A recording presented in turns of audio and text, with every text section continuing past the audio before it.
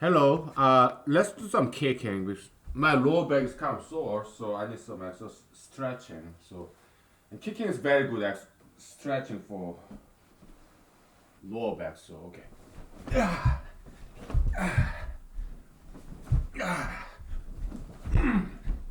Whew.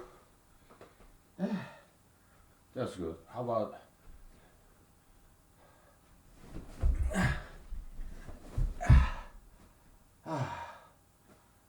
Okay. So that's good enough of the kicking. So let's do splits. Ah. Ah.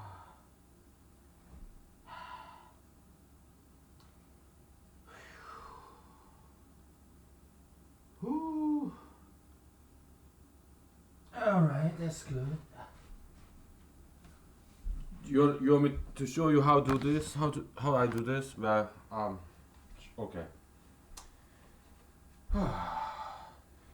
But I've been doing this for decades, so you gotta do it slowly if you haven't done this before, okay? Because I don't want you to get injured. All right, so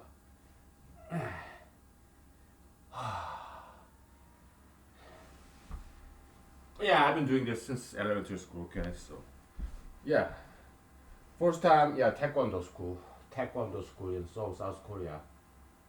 The name of that school, 석사체육관. I remember that. Wonderful school. Okay, how about some the more stretching? Ah. Ah.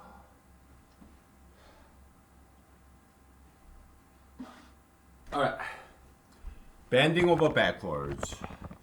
Oh, yeah.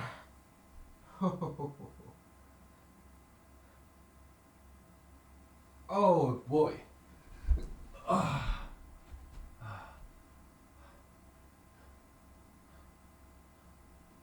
Whew.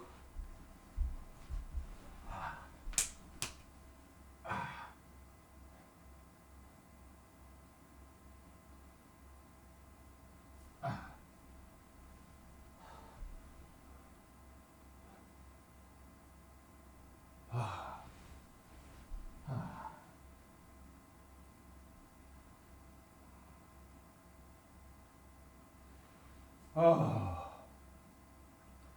All right. Ah.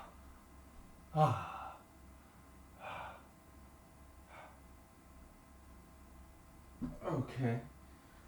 Whew. Now let's take a break. Oh, that was nice. That was very good.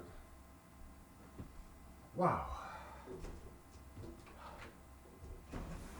What a beautiful day today is. Happy Friday.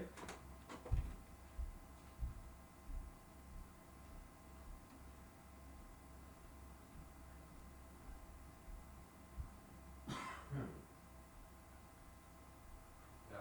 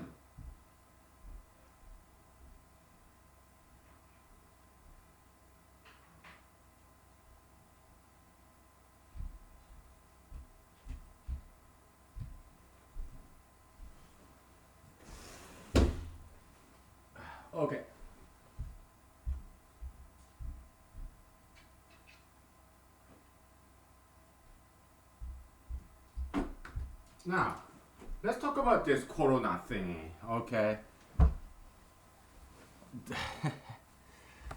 It's this White House doctors. I'm not talking about doctors in hospitals and ERs. They're doing fantastic job, okay?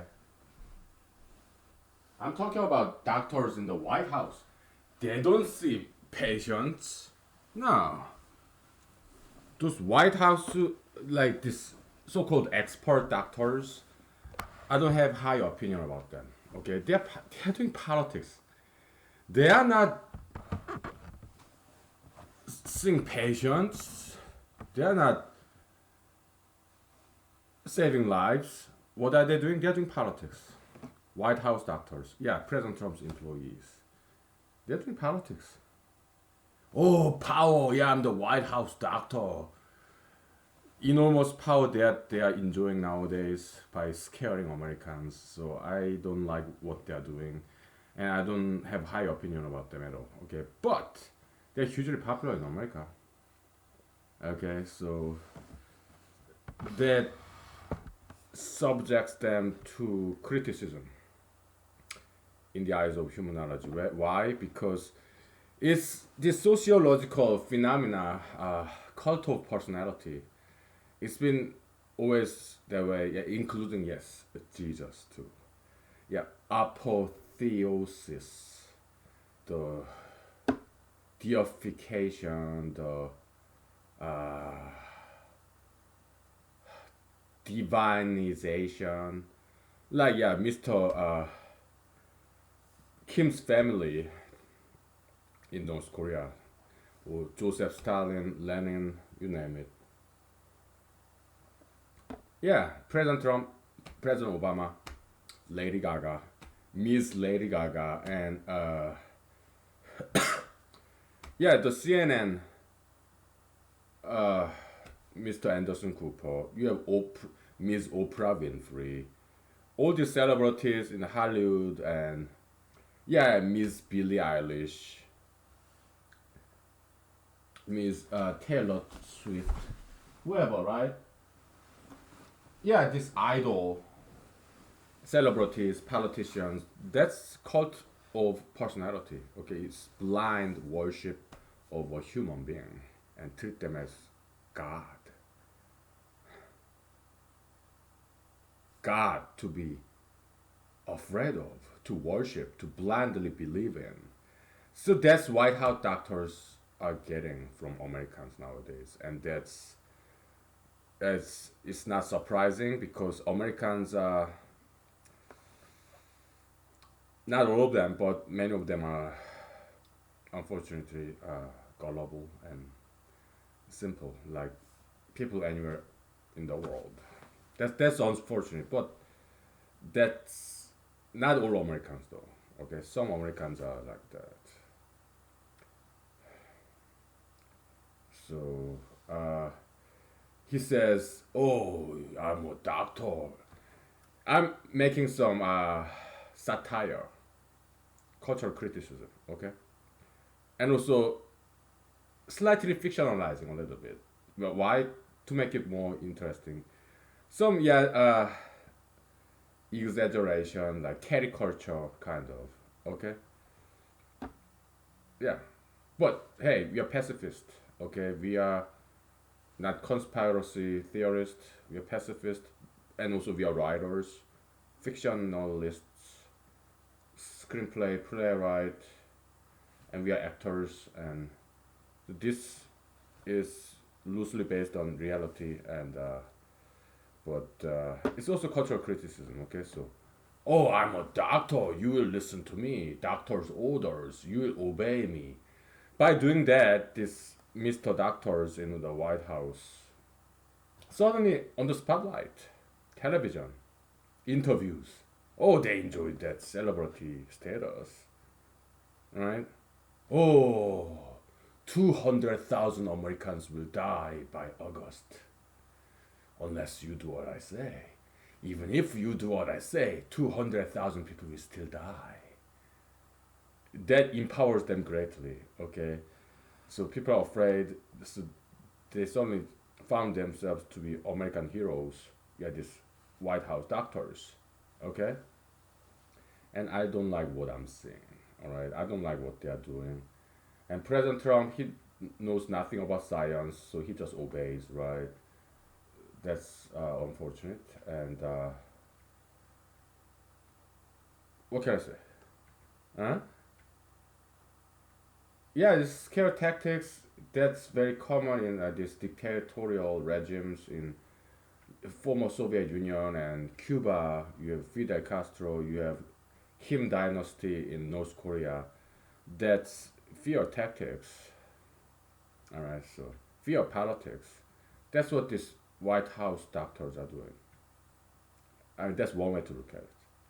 Okay, so boy, if I was the president, they would have been fired long time ago, and I would never hire them in the first place. Then why did President Trump hire them? Most likely, maybe they went to Harvard, Yale, Stanford. That's the people that President Trump always hires, right? Or he hires his son-in-law. Not very smart decisions, right? Or he hire all the appoint all the judges, justices who are pro-life. I'm pro-choice, okay? I'm not pro-life. That's why I don't get. Probably I will never get Republican Party support. So I'm pro-choice. I am not pro-life. I'm pro-choice. Okay, so well, I'm sorry. What can I tell you?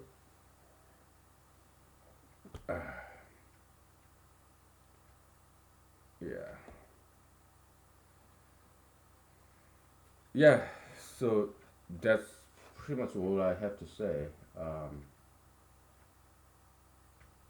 yeah,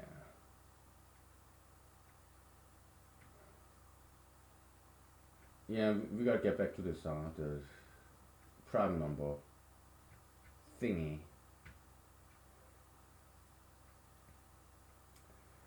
We are making slow and steady progress. Okay, and uh, we just need to look at that uh, matrix, the subtraction matrix, and then think about it. All right. Are there some symmetry, or you know, we need to look at it, make some observations, and then try to find some patterns and find them, find some interrelationship between the subtraction matrix and the Goldbox triangle. And okay, yeah. So yeah, we have a good roadmap here. Okay, so it's not a short-term project; it's a long-term project. Okay, so I read on news that this Japanese mathematician proved something like ABC conjecture. Okay, and no, I don't know who wrote this article. I mean, but my impression, the person who wrote this article probably doesn't know too much mathematics because ABC conjecture isn't that big of a deal, as far as well, in my opinion, because I did look it up in the Wikipedia. ABC conjecture, it sounds to me too much like very artificial construction. Okay, so I don't think ABC conjecture is such a big deal. Okay, but this dedicated Japanese mathematician dedicated his 8 years of his life, and his proof is like 400 pages long. Okay,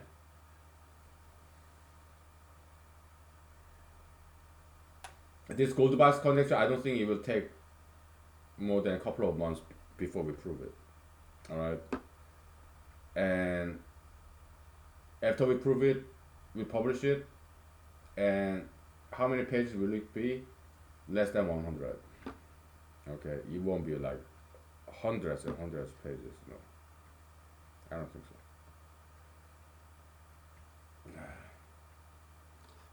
Okay,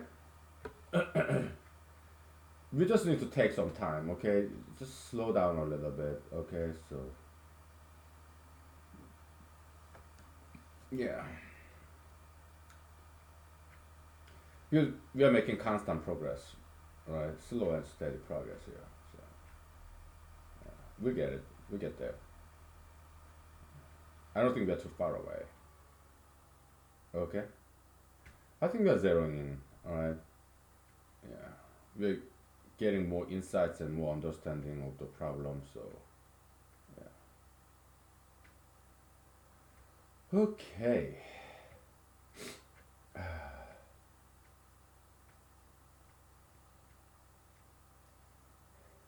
So yesterday we are doing some composite set. How to express composite set, right? Uh, we'll formalize that today. Okay. Yeah. Because that's easy. All right. And it might help us. I don't know. And that's not the reason we are doing this. We are doing it because it makes sense to do it. Okay. Express the set of all composite numbers in a closed form. All right. So that's yeah. We kind of did it. We're gonna do it for in a formal fashion. Okay. So and now that we are here, we are gonna express prime set in a closed form as well. Okay. Yeah. Why? Because it makes sense that we do it. All right. I don't think it's gonna help us very much in the Goldilocks problem, but it makes sense that we do this. Okay. Now that we are here. Okay. All right.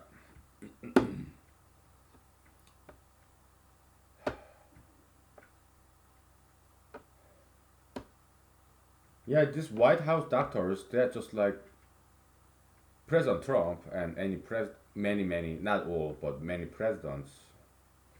They're in like a retirement mode, right?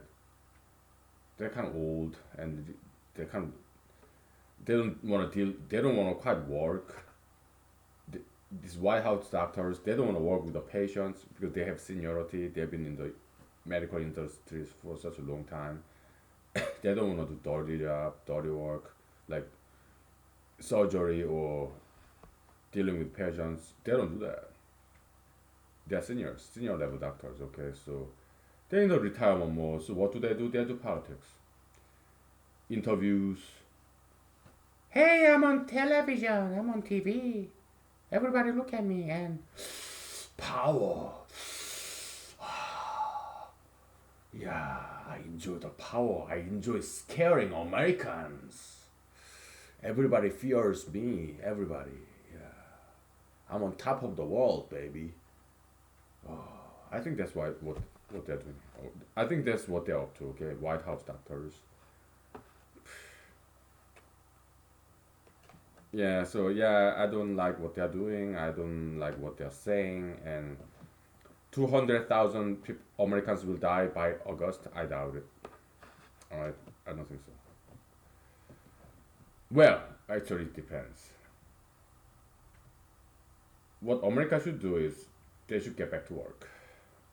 All right, and start diet, exercise, personal hygiene, mask. I don't think it's necessary. Okay, unless you are sick.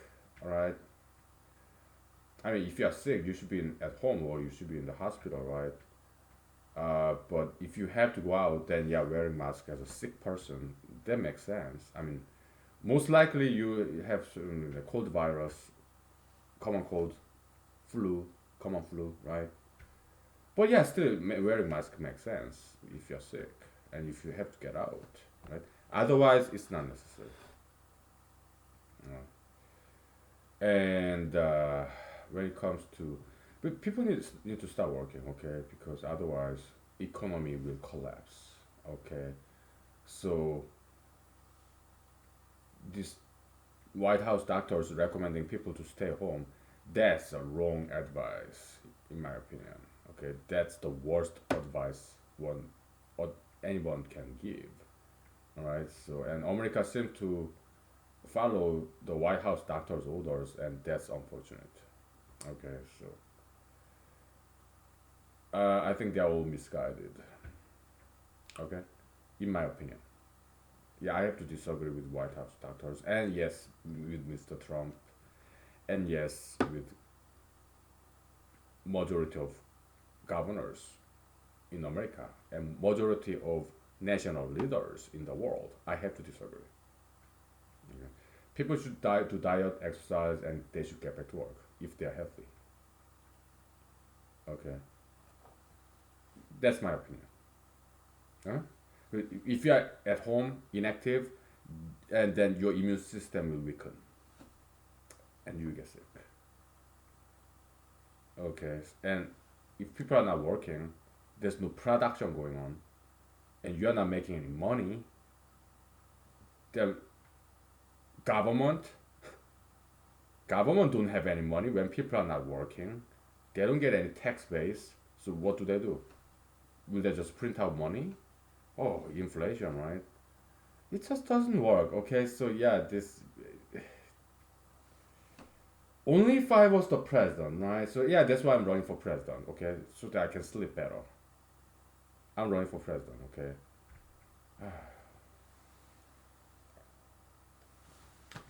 Don't even get me started with politics. Okay. Yes, let's take 5 minutes and we get back to mathematics. Okay.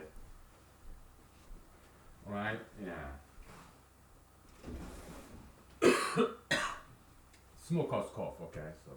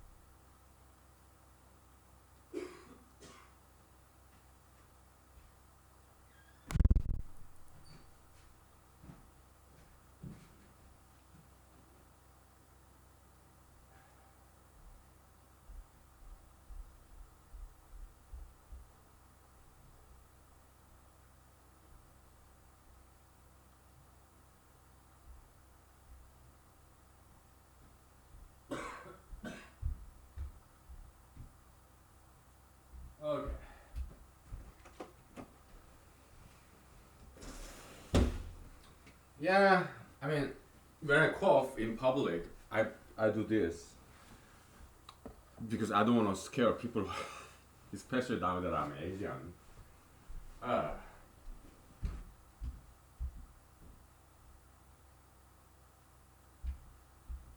I like President Trump a lot. He's funny. Okay, he called coronavirus what?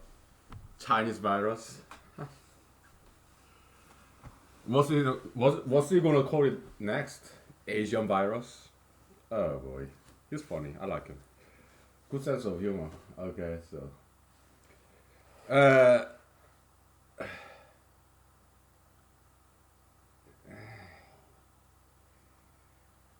let's get back to mathematics. Okay, I'm not quite. Happy Friday, by the way. Okay, I'm not quite in the mood of doing mathematics this Friday. I wanna. I would rather like sing and dance, but it's not the time to celebrate yet. Why? Uh, we quite haven't figured this out yet. Okay.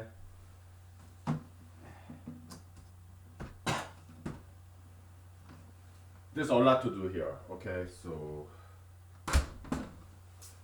if we prove Goldbach's conjecture this weekend, then I will be in super duper dancing and singing mood, right? Because project done, mission accomplished. Then I will be in the mood of singing and dancing. But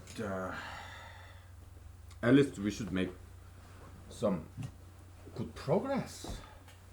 We should do our job, work and play, right? Yeah. Yeah. All right. Composite numbers. Okay, so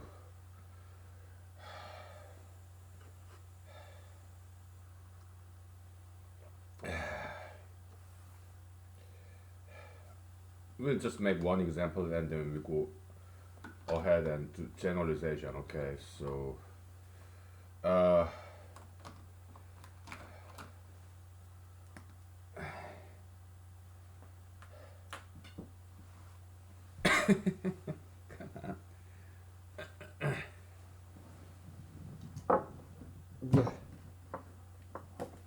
oh,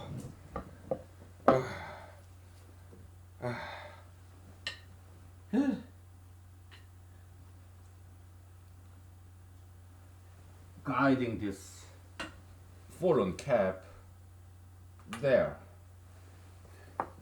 and picking it up. Okay, C5 is composite numbers that involves 5 and that's not covered by prior prime numbers like 2 and 3. Okay, so that's like 5 times it's a set multiplication. Okay, so 5 comma 7 comma 10 covered by 2. This is multiple of 2, right?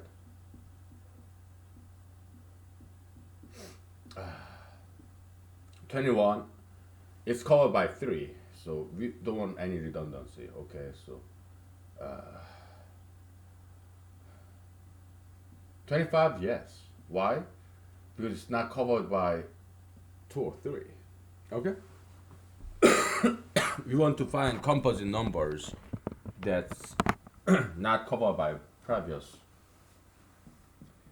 prime numbers. Okay, so we are defining composite numbers in terms of primes. Okay, now, so what's this?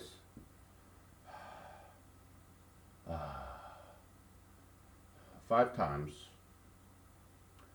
all the primes that's more than 5. So union pi and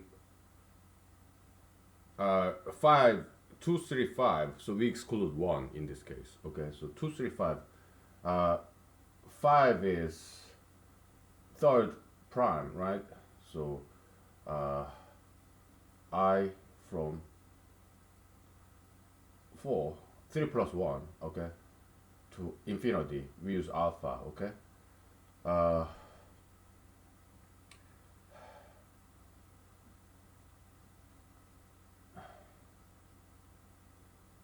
union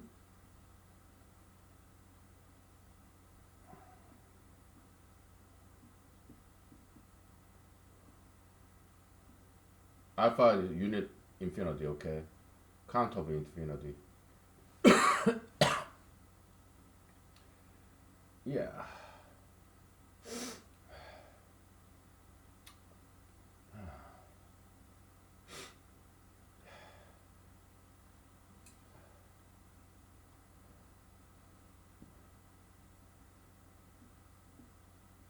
Five to the ith.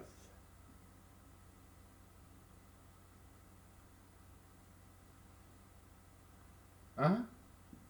Yeah. 5 is okay. Why? Because if you, 5 you get multiplied by 5. Okay, so 5 is multiplied to all these members. So, okay.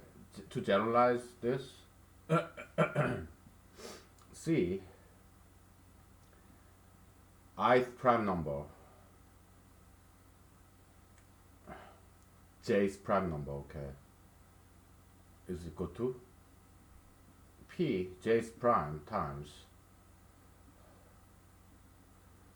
I from j plus 1 union to infinity pi union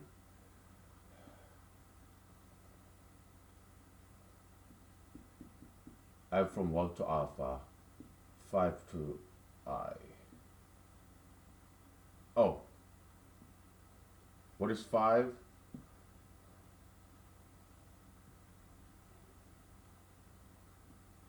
PJ.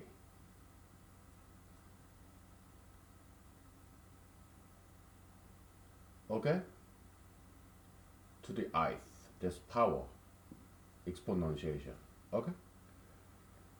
There we go. You have it now. Yeah.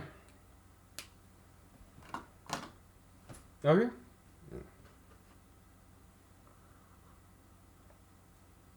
Yeah, I mean, we do like concrete stuff, like building the pyramid with numbers, very labor intensive stuff, but we can do brain intensive stuff too, abstraction, generalization, algebra. Yeah, we know how to do that. Right? Yeah, we're decent mathematicians.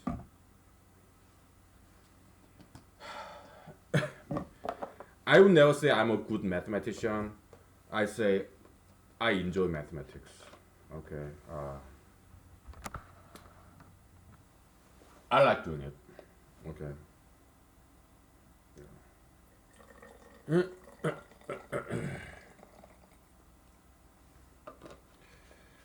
Yeah. You know, many of my friends, well, most of them, sure, all of them, many of my friends, all of my friends, okay, they are very smart, okay, so, very smart people, so, of some friends of mine tell me a story, they disproved non-existence of time machine, impossibility of time machine, and I was very impressed. It's kind of like proof by contradiction. Okay, it's not from me. I heard it from my friends. Very smart line of reasoning. So I want to mention. Okay, I cannot. I'm not in liberty to mention my friends' names because their privacy. Okay, but what I learned from my friends, that's something I can share with you. Very smart line of reasoning. In the future, okay, it's proof by contradiction. Proposition, there's no such a thing as time machine, and there will be no time machine in the future either. And my friend's proof goes, okay, proof by contradiction. Assume that there is time machine somewhere in the future, okay? Then most likely they would come back to the past with time machine and mess it all up. But that obviously that hasn't happened yet. So obviously, far in the future, time machine was never once invented. Okay, so fruit contradiction is very smart. Okay, very smart. And those friends of mine, they are not mathematicians. They just know how to think logically. Okay, so well, I was very impressed. Okay, so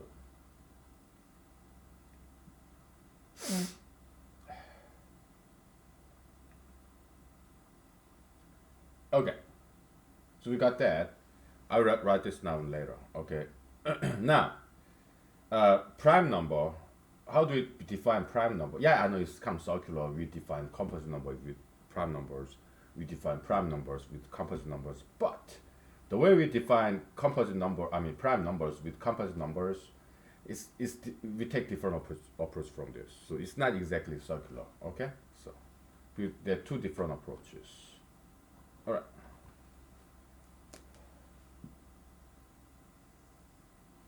So prime numbers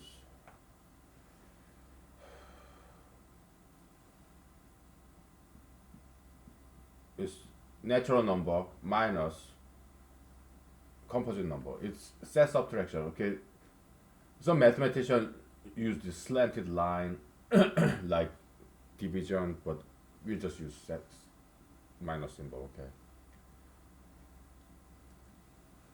it's set minus set. It's not like set minus one number or singleton. Okay, that's not what we're dealing with in a kind of distributive way. Yeah, that's not what we're dealing with. Okay, this is just intersection complement. Okay, so that's what I mean by minus here. Okay. Okay, and so what is C? Composite set of all composites. It's like this. C is union of what we called mu set I from 2 to alpha mu I. So what is mu I?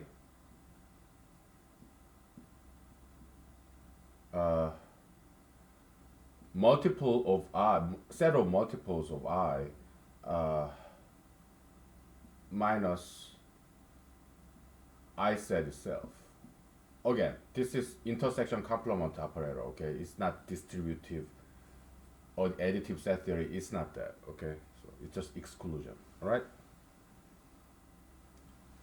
We call mu proper multiple set. Okay.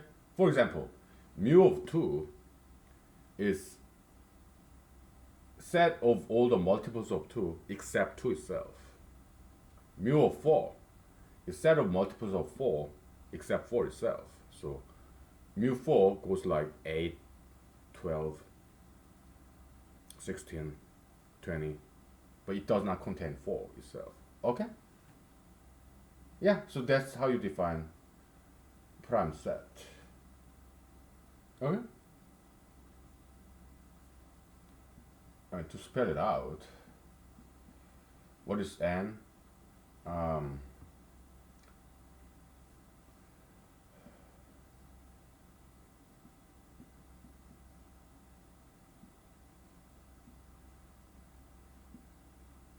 Oops. Yeah, we exclude 1 just for convenience sake. Okay, so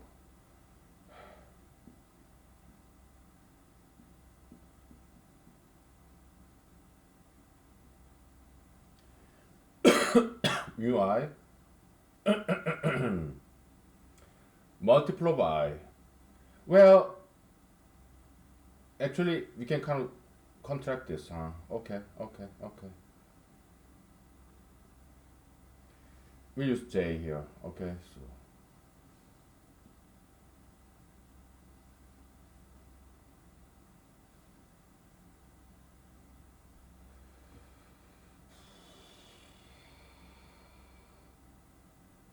multiple of I.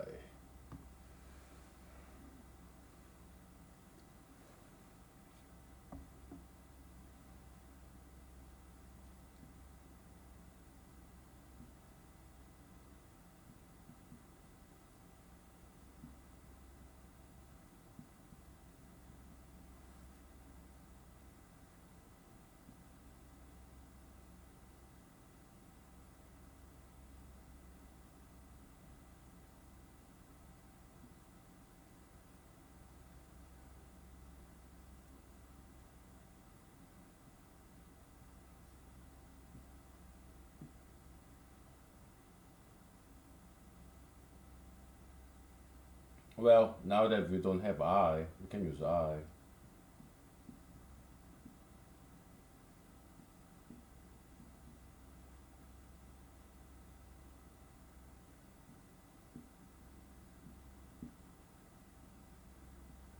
There we go. That's the closed form formula for prime number set, which is infinite set.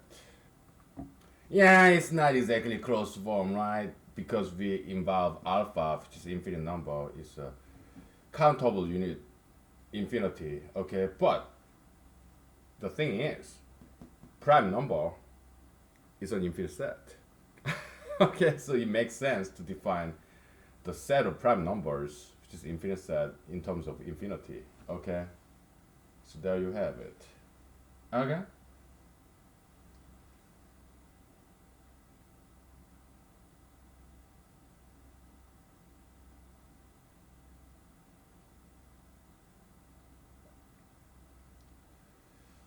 Yeah. What is kth prime? Well, it's kth element in this infinite set. Okay. So yeah, it's encoding is mathematical expression of Eratosthenes' sieve. It's nothing new. It's just mathematical language translation of Eratosthenes' sieve algorithm. Okay? Which can easily be described, expressed in English language or computer program language. Programming Eratosthenes' sieve is very elementary. Okay? That's not a difficult problem to program. Okay? But probably it'll take about one paragraph to program Eratosthenes' sieve. About a paragraph. Maybe 10 liners.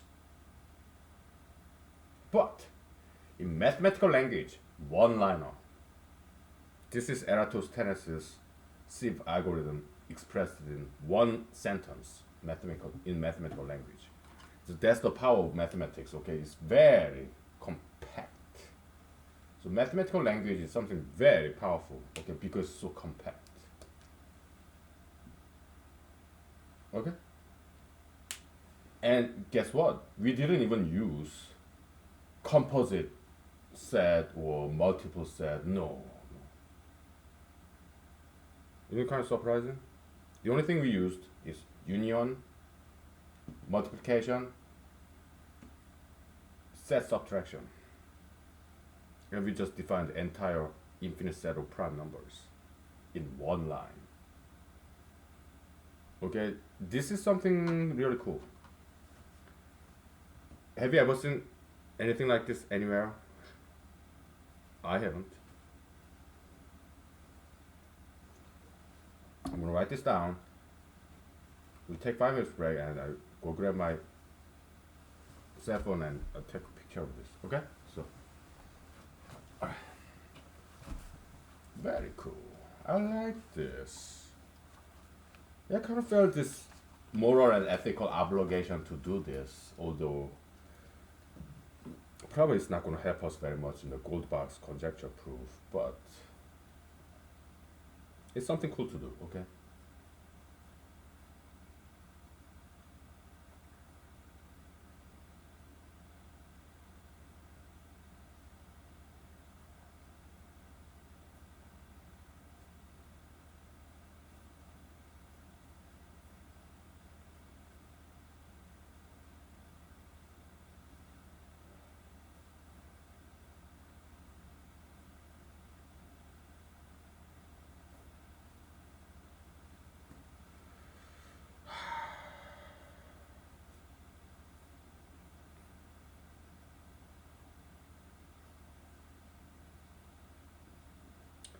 But this just of theoretical contribution, more of intellectual entertainment, more like recreational mathematics, okay? Uh, but still, contribution nonetheless.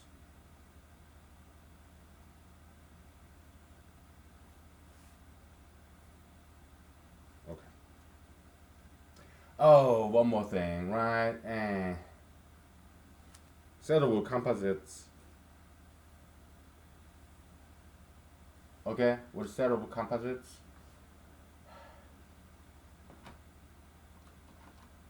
Just one more minor detail. Set of composites C union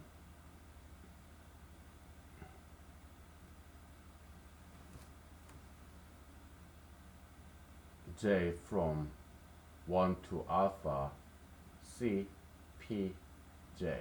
Okay?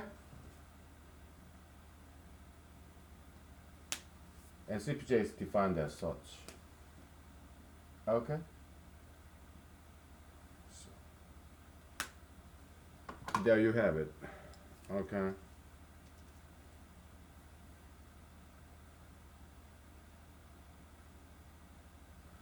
That's like you have lowercase, uppercase, and super uppercase, okay? Bigger than uppercase, okay? So that's like bold font, capital letter, okay? So capitalized bold font, okay? So that's super uppercase character, okay? So because having just two-tier system, lowercase, uppercase, that's not good enough for us, okay? What we need is nth. We have to generalize lowercase, uppercase, and then first tier, second tier, lowercase, uppercase letters. We need third floor, fourth floor. And also first basement, second basement. Okay, we need that. Okay, so we are dealing with n-dimensional space, and not only that, we deal with infinity too. Okay, so yeah, we have to make some notational convention innovation every once in a while. Okay, all right, let's take 5 minutes. Very good. Yeah, we are not just doing gold pass conjecture. Okay, we're doing some other stuff, and we just go along with gold pass conjecture, and we find something, we do it. It's diversion, at the same time it's some solid contribution to other branches of mathematics or other branches of science. Okay, so yeah. Gold pass conjecture is a MacGuffin, just pretext to discover perhaps something more important, which is at the same time something a lot easier. Okay, yeah. Very good.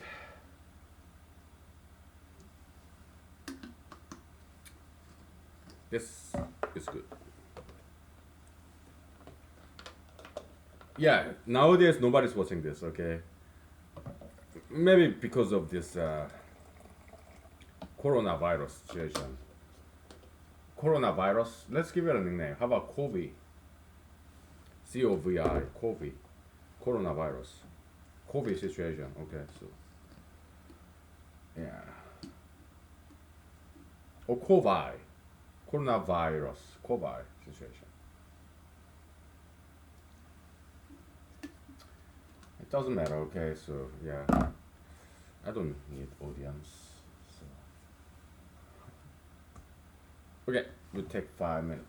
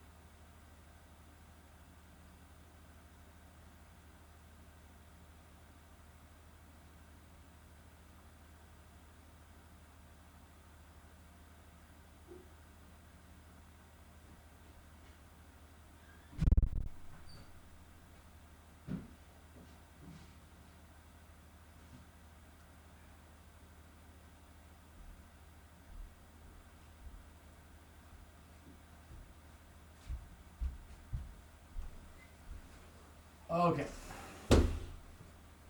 Um, what if we talk about humanology a little bit? Okay. Oh, I gotta take a picture of this.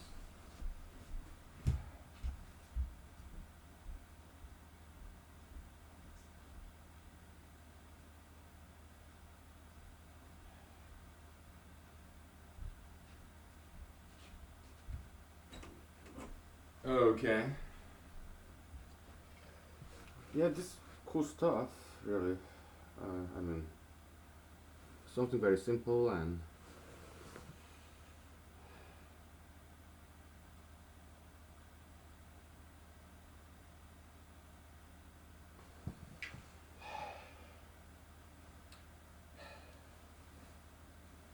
well. Let's empower our P. Make it.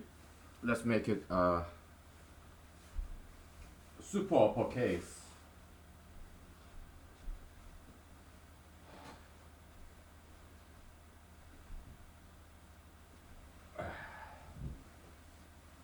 Kind of bold font. Then we talk about humanology a little bit. Okay. And some economics. There we go.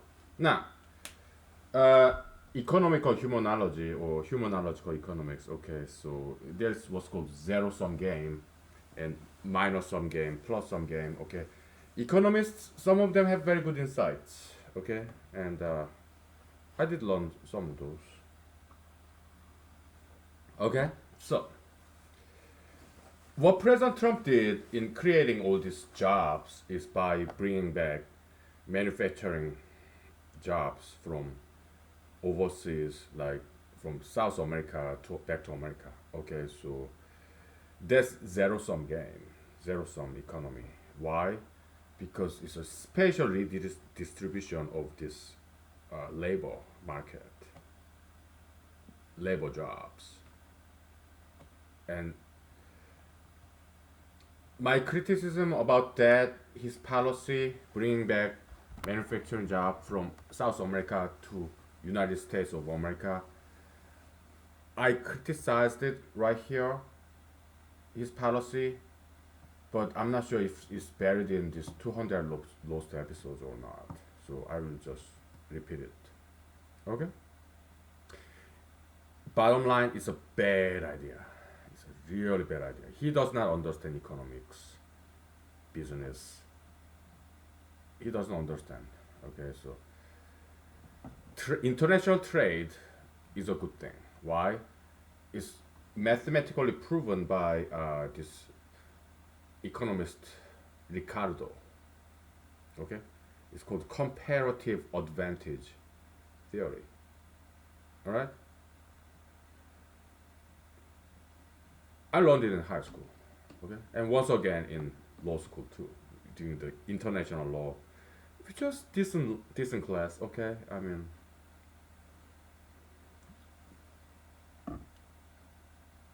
yeah, comparative advantage theory. Ricardo, okay, he mathematically proven that international trade is a win-win game. By trading, two countries, they both win. That's something really cool.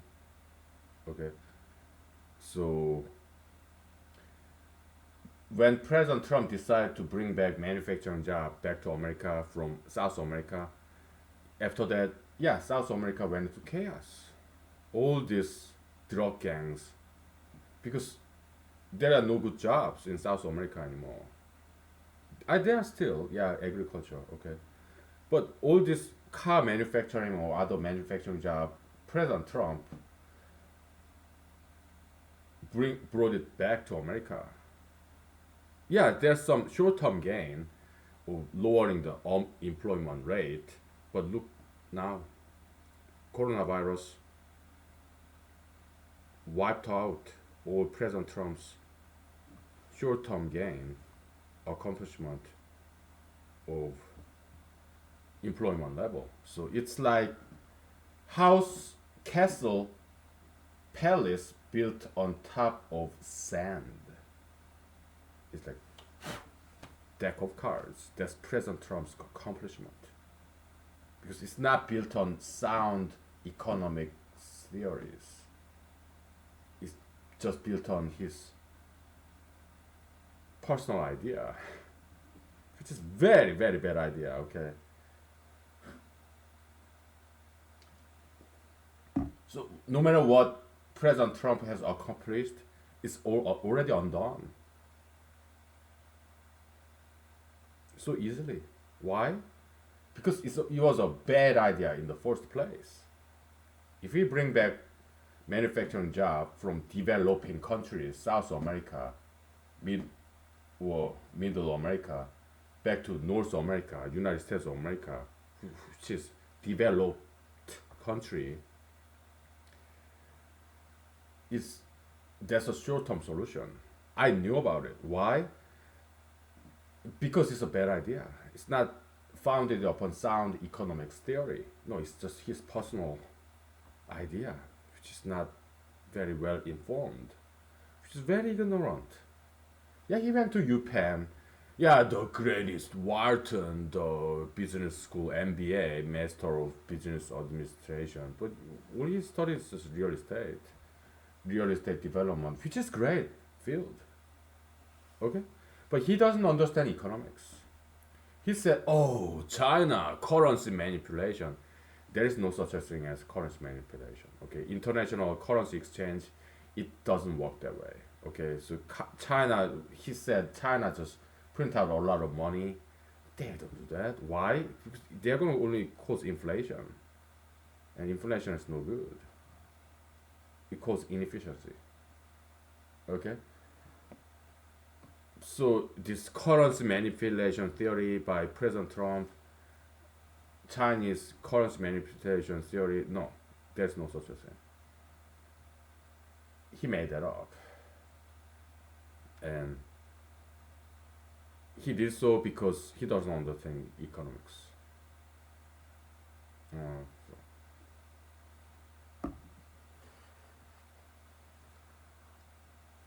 Then how could he possibly become a billionaire?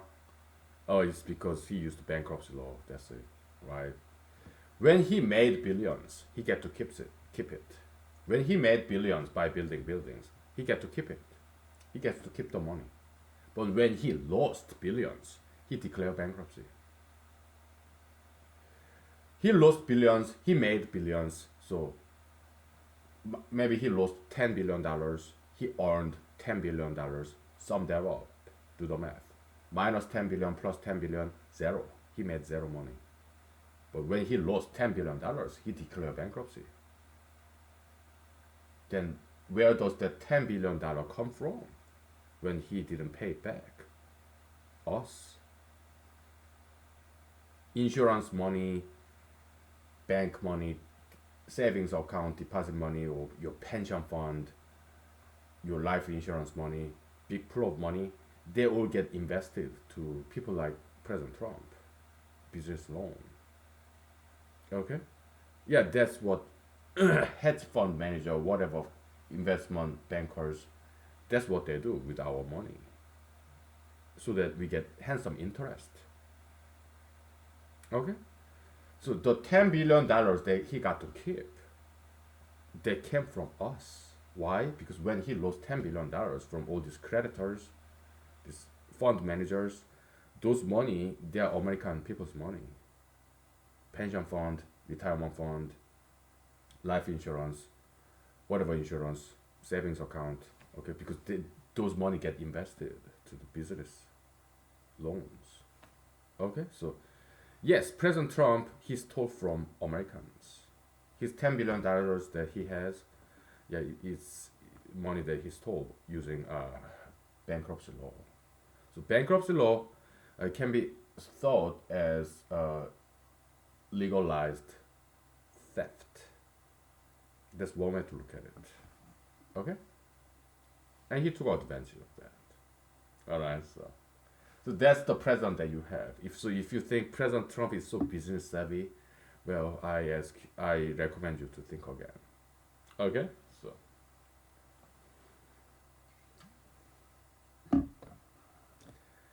Uh, I analyze economics, the complexity of that. I can analyze so easily because I'm a humanologist. In humanology, it's all about flow of copium, something of value and quantity, like money. All right, it's about flow from where to where. Okay, it's a very powerful tool, copiumology, because it simplifies, it abstracts, and ignore all the minor details, so that you can see the big picture, the forest. Okay, that's what copiumology is about. Okay,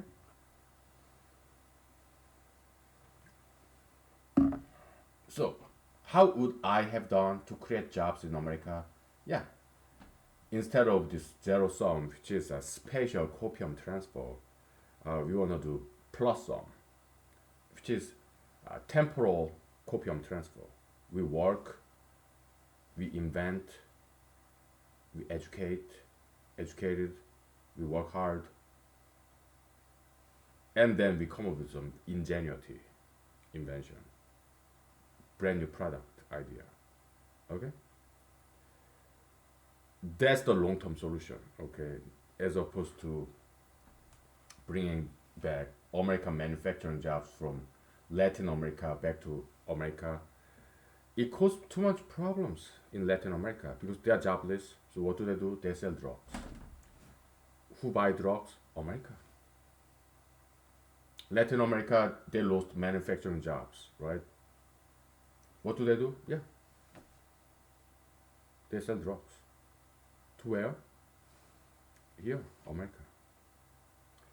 And also this people who lost jobs, who don't want to get involved with drug gangs in Latin America, what do? They come to America to follow those lost manufacturing jobs. So illegal immigration, okay? President Trump is not a thinker.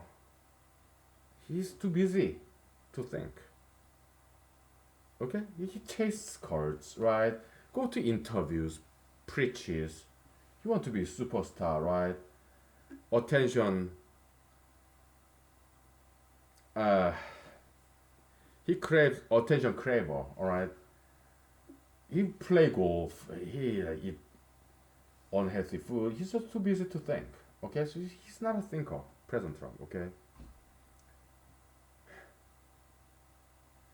that's why I'm running for president. Okay, because looking at two choices that you have Vice President Joe Biden and Senator Joe Biden, and you have President Trump. Oh my goodness, how can I not run for president? Knowing all that I know, I don't know that much, but I know more than both of them combined. Okay, that's why I'm running for president. All right, so we take 5 minutes. All right, so yeah.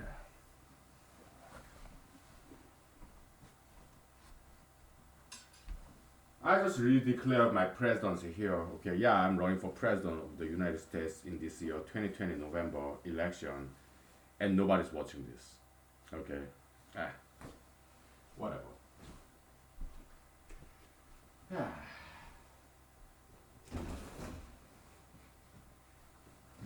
For personal reason, that's why it's so important for me to prove gold box conjecture, so that uh, we prove it, publish it, and I become famous, so that people would take me more seriously when I say I'm running for president. Okay, so that I have a shot at it. All right. So.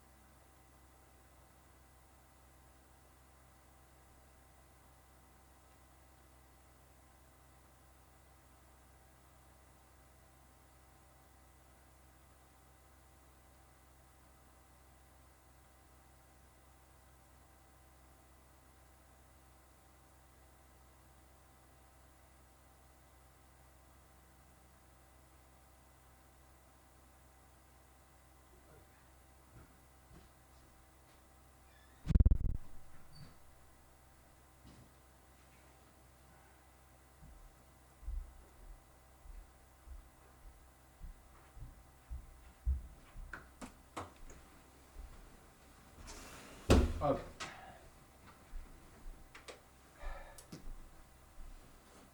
Uh, yeah, we're gonna do another whiteboard, huh? Okay. Oh, we just erased this guy, huh? I don't know.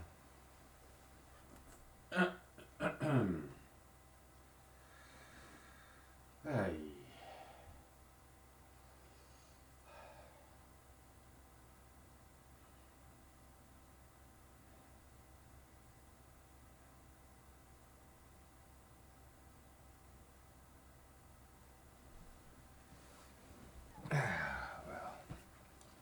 Let's empower the P. Okay, make this into super capital letter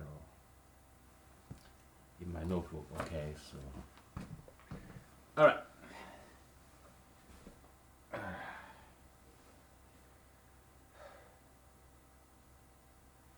Yeah, we'll grab whiteboard later. Okay, let's talk about coronavirus, right? So there's nothing to be afraid of, okay? Because coronavirus is just like flu virus, cold virus, rhinovirus, influenza virus, okay? The way it works is this, okay? Uh, One possibility, again, I heard about this theory from my friends. One possibility is that coronavirus always existed, okay? It's just that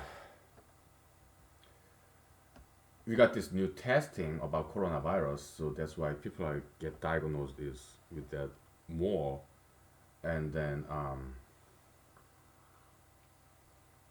uh, and people panic, they're scared, so they're being inactive, they stop exercising, stop working, so that it weakens their immune system. I'm kind of adding more of my own to some theories that my friends came up with. Okay, so yeah, so more people die.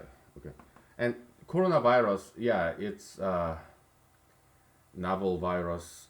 Yeah, some mutation, I guess. Possibly jumped from animals to humans. Okay. Uh,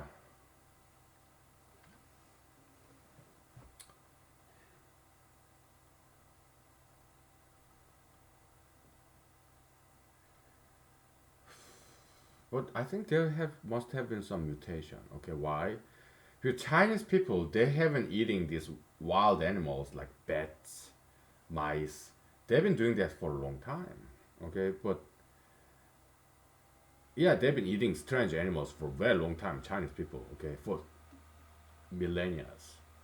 That's part of Chinese culture, and I don't like that culture of China. Okay, but they've been doing that for thousands of years, and now coronavirus came out, so there must have been some mutation. Virus they mutate very fast. That's why there's no cure for common cold. There's vaccine, but vaccine that's not a cure. Okay, so yeah, the way the flu vaccine works is that every year scientists they kind of predict, yeah, this is the flu species that's gonna dominate this year, and every year they change. Why? Because virus they mutate very fast. Why? Because they're very simple organism. Okay, this is piece of RNA, right? Yeah. It's a single cellular, monocellular organism. Okay, so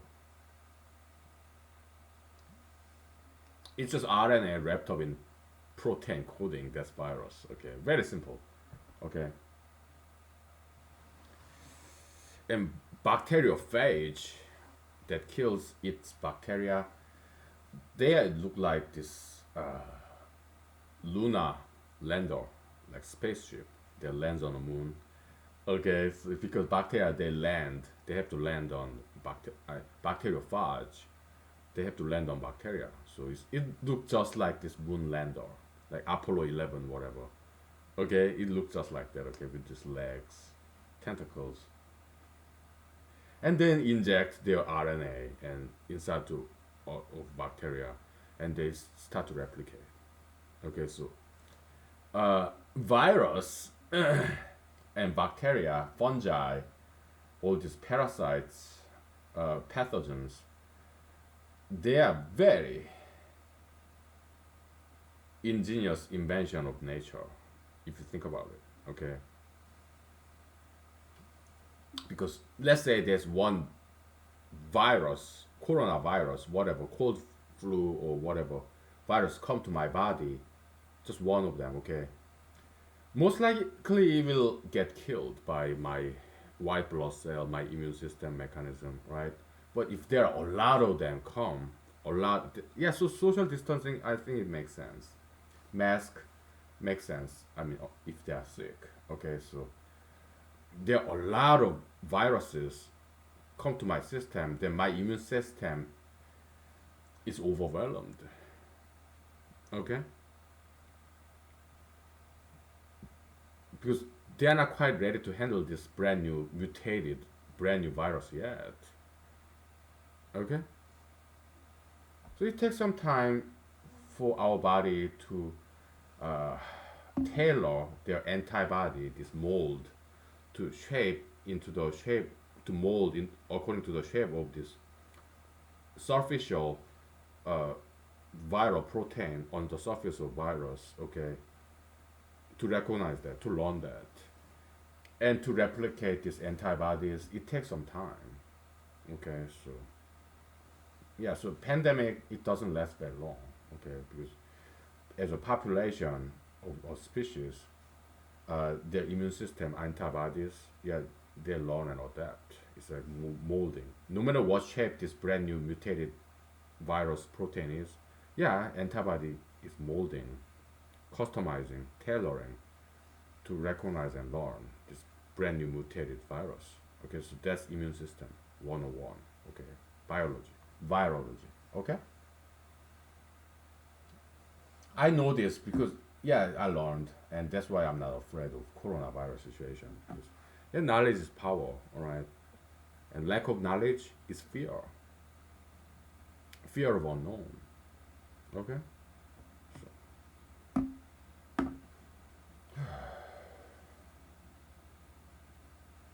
yeah, I don't think this national magazine is gonna publish my article because that magazine is a little bit liberal side.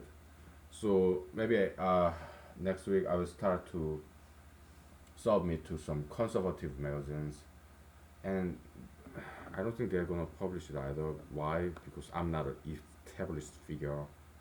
Conservatives they tend to be more close-minded, okay, and liberals they're open-minded, but at the same time, my idea is more conservative than liberals, so they're gonna reject it. And conservatives they're gonna reject me because they're close-minded. I'm not established, and conservatives they're all about establishment, right? So yeah, but I wrote this article. If it does not get published, I'll read it out loud to you. It's only 2 pages. Okay, I can read it in 10 minutes. I'll read it out loud to you. No problem. Okay.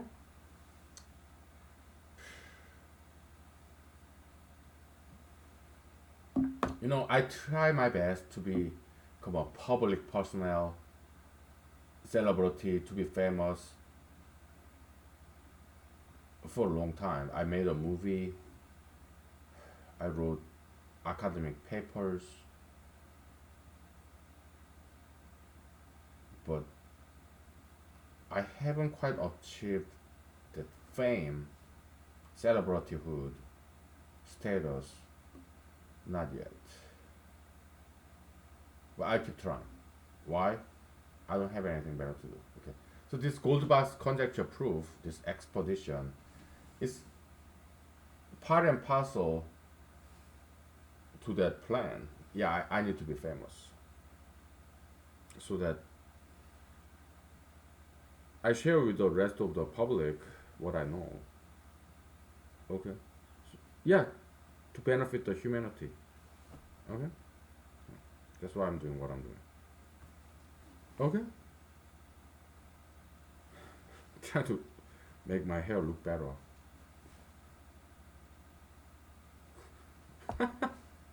Not quite working.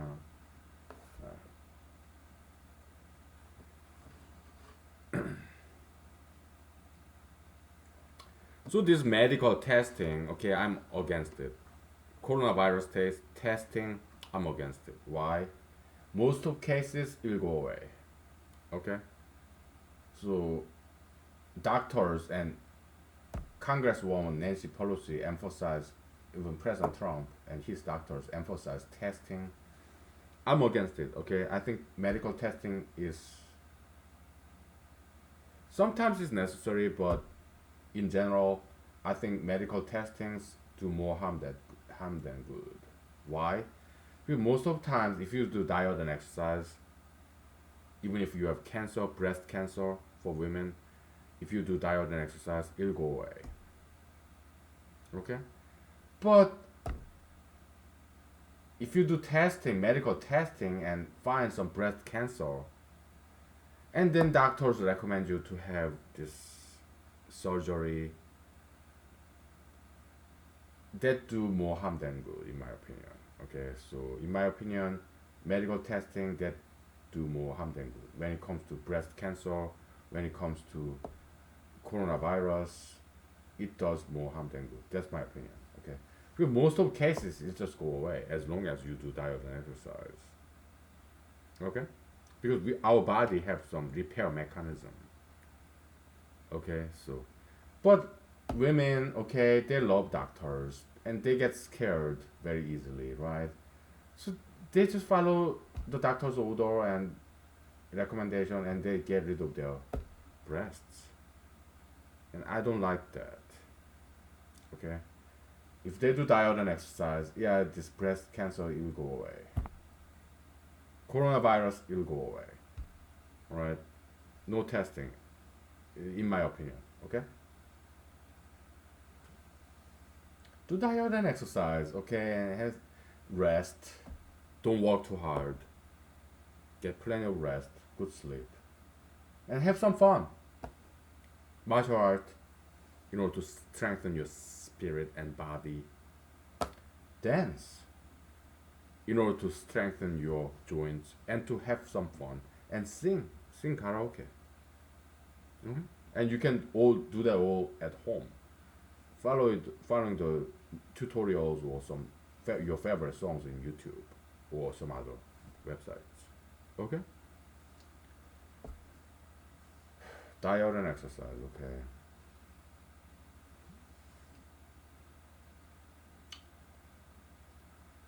Okay. Yeah. So I'm not a fan of medical testing when it comes to all that stuff. Okay. Just eat healthy, exercise. All right. And even if some genetic error, some cancer, it will go away. Okay. Because our body has anti-cancer mechanism, repair mechanism. Okay. So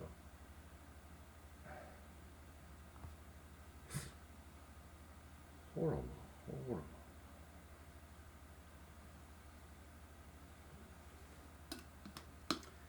So yeah, most doctors they are cool, okay, but some doctors they're not quite giving people good advices, okay.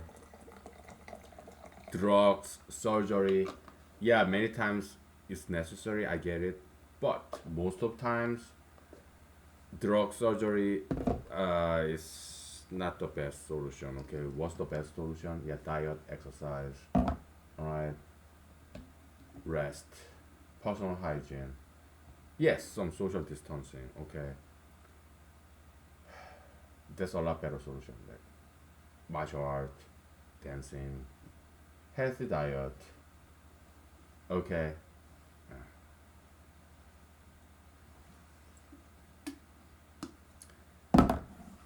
All right. We'll take 5 minutes. Okay. Mathematics. Yeah. There's this time issue. I'm quoting from 24 series. Because if we prove Goldbach's conjecture, okay, then I have a shot to become the president. And if you are watching this, let me know. If I become president, I bring you with me if you want to the White House, okay, and give you some Washington D.C. job. Okay, so no problem.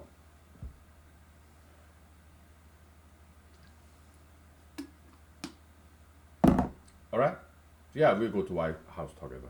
Okay. So yeah, find some way to contact me. That's easy. I'm running for president, so my residential address, my email address, even my cell phone number is out there. Why? Because if you're running for president, nothing is private anymore. Okay. Look at Mr. Albert Einstein. Okay, all his letters, private letters, it get published. Okay, if you have become a celebrity, then you don't have private life anymore. Everything is public. Okay. So, yeah, it'll be very easy to contact me. All right. So, but you better do it before I become very famous. Why? Because if I become very famous, I will get so many emails, phone calls, some fraudulent claims, okay, and then there will be no way for me to distinguish you from all these fakes. Okay? So if you want to come with me to the White House, you better contact me early on before I become too famous. Okay? Yeah.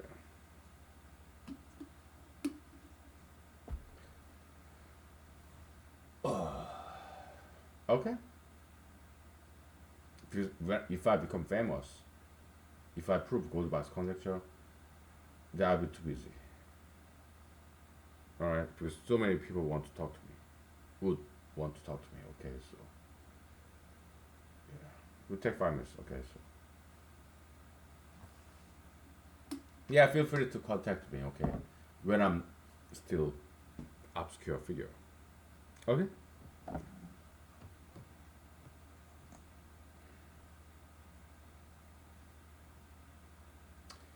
Right. We'll take 5.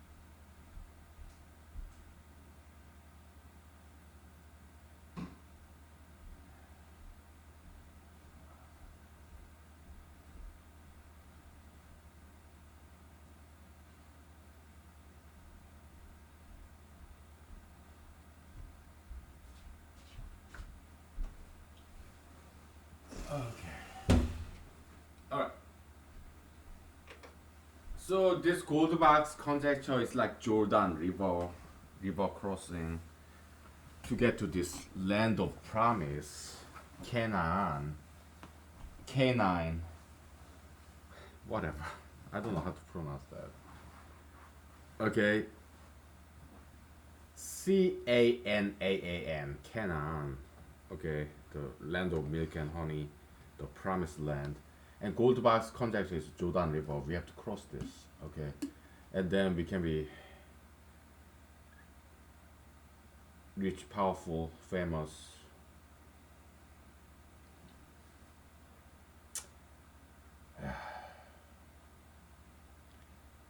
Well, but I'm not in a mood of doing any more mathematics. Okay, let's put this away because we did enough mathematics today.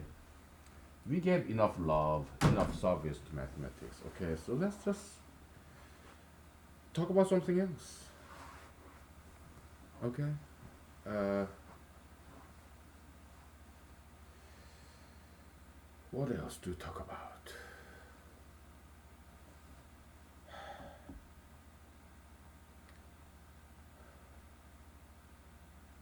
I don't really have anything else to talk about. Okay, so let's get back to mathematics.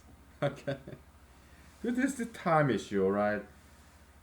If I have a shot, if I were to have a shot at getting elected as the president of the United States, I better hurry up, proving this Goldilocks connection. Right.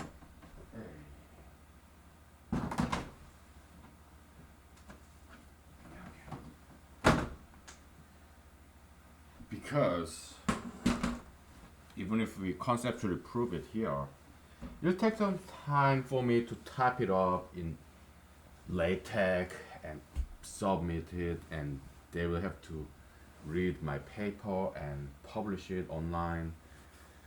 It takes time, okay? Right now is what? April. And presidential election in this year 2020. Very propitious year. Very uh, good year. 2020, okay, so yeah, we are running out of time, okay, so okay, let's just observe, okay, trace some symmetry or pattern, okay, so okay,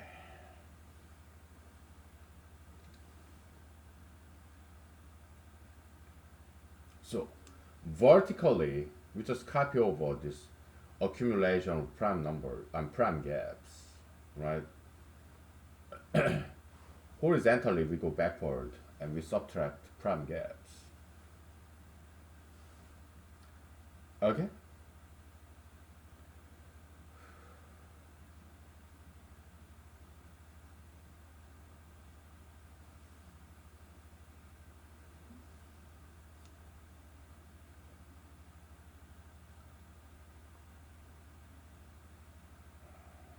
So you have 28 here at the lower right corner, which is accumulation of prime gaps, 9 prime gaps. 2, 2, 2, 4, 2, 4, 2, 4, 6. Okay? Yeah, that's 28.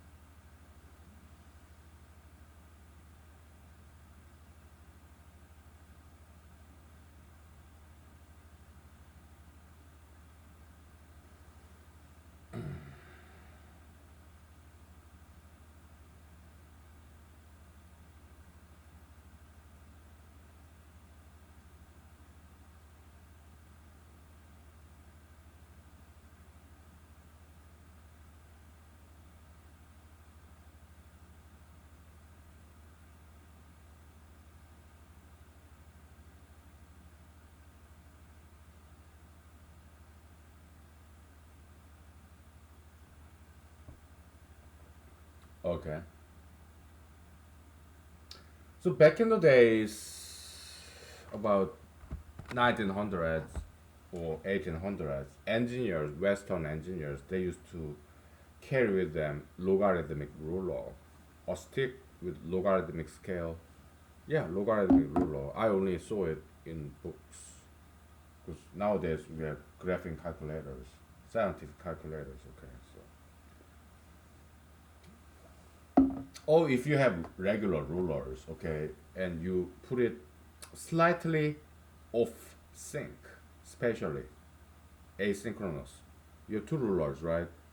You you don't put it right next to it, and you just make it a little bit off sync, not in sync but off sync. So that's what's going on here. Okay, that's why it's giving us very good coverage of even numbers. Okay, we are having this prime gap rulers, horizontal and vertical. Okay, yeah, prime gap ruler. Right. So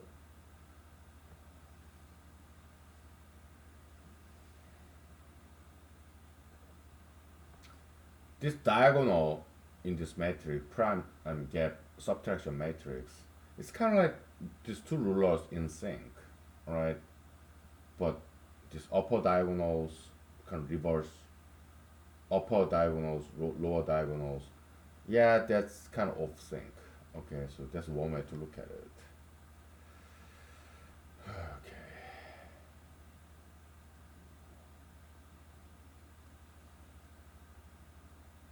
Yeah.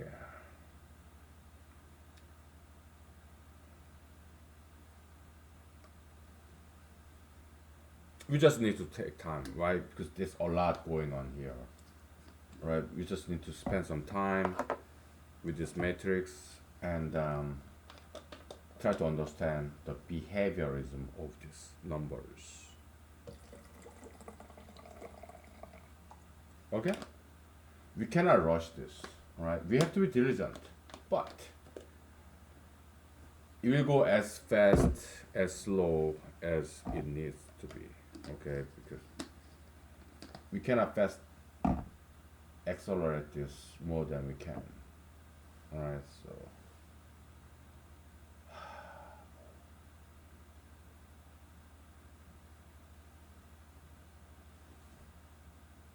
So this last row, right?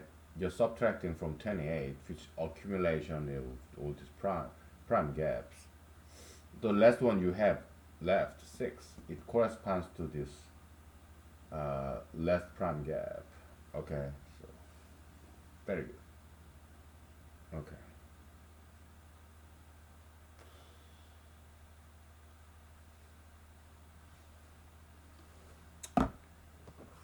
yeah.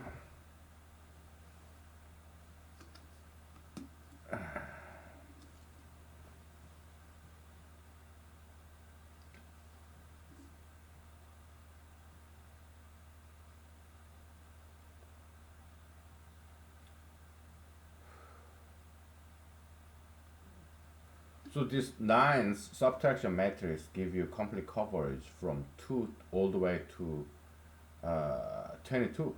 26 is missing, okay? But 22 is far bigger than 4. That's all we need, okay? To fill in the gap between what 24 and 30, we need 26, 28, 26, 24 plus 2, 28, 24 plus 4, okay? We just need these two guys, two rows, okay? Complete coverage of even integers up to 4. That's all we needed, okay? But this matrix gives us a lot more than that. It gives complete coverage of even integers up to uh, 24, okay? So we just need to prove that inequality, okay? This continuity maximum of this n by n matrix is bigger than this. You have to name this, right? Penultimum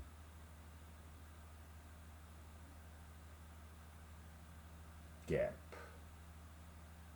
Penultimum missing link. All right, you have a chain, an individual cell of that is link, missing link, missing chain, individual cell, that's link, right? Yeah, like sausage link or your metallic chain link when you tie your bicycle. Okay, you know, let's take a break from mathematics. When I was in Madison, Wisconsin, okay, yeah, the very first time I came back to America, I was born in America, Ithaca, New York. Okay, then I grew up in South Korea, Seoul, and when I was like 18, 19, I came back to America. Okay, and it was to go to college in Madison, Wisconsin, UW. Okay, it's a fantastic school, great people, amazing culture. Yeah, they're fantastic. Okay, yeah. So yeah, I used to ride bicycle. I used to take bus. Because I didn't have any money. I was a college kid, and my English was so bad. So I have to take some semesters off. And my alma mater in Madison, Wisconsin, they allowed me to do that. They understand. Yeah, yeah. Go take some semesters off, learn English in your spare time, and I did. But during the that 1 year, yeah, I worked in a supermarket. It was not Walmart. Okay, it was some local supermarket chain. Right, making minimum wage like $5.50, something like that, back in 1998.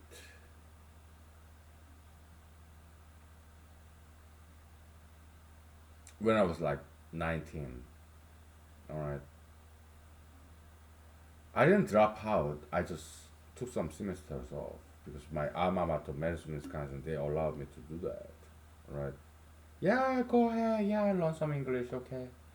And yeah, I did by listening to memorizing the Beatles lyrics and the Beautiful South lyrics, and yeah, watching television, turning on the subtitle, TV shows, watching these movies, turning on the subtitle, English subtitle. Okay, yeah. That's how I learned English. Okay,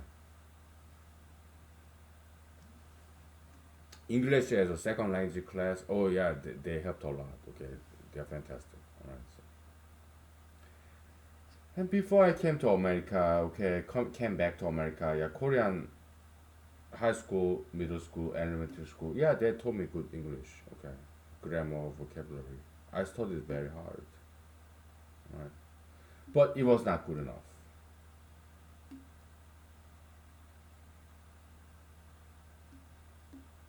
because learning the vocabulary and grammar, that's important. But to understand what these English speakers say and to make myself understood in English, that's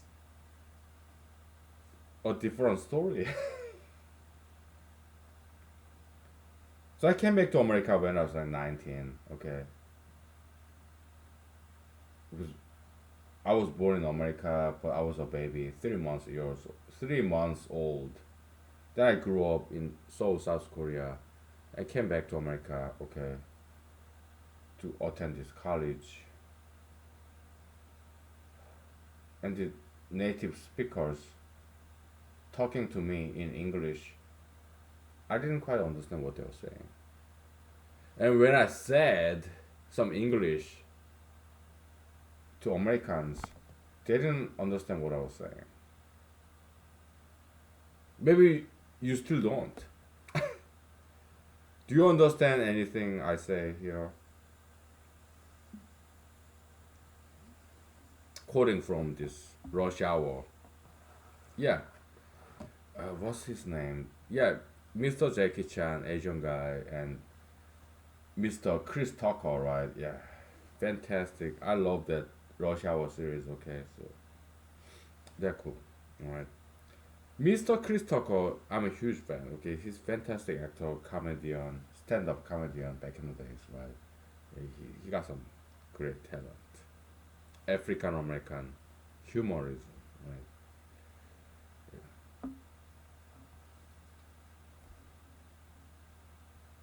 Okay,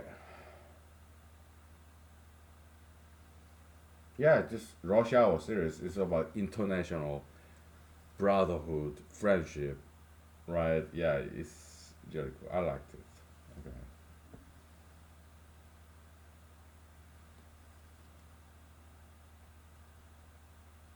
So yeah, back in the Madison, Wisconsin days, I didn't have a car. I didn't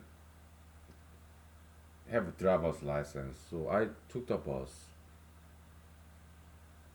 Yeah, from my apartment to supermarket.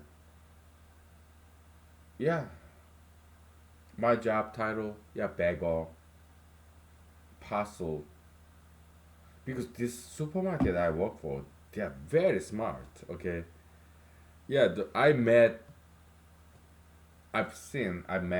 work with this founder of this supermarket joint in the Madison, Wisconsin.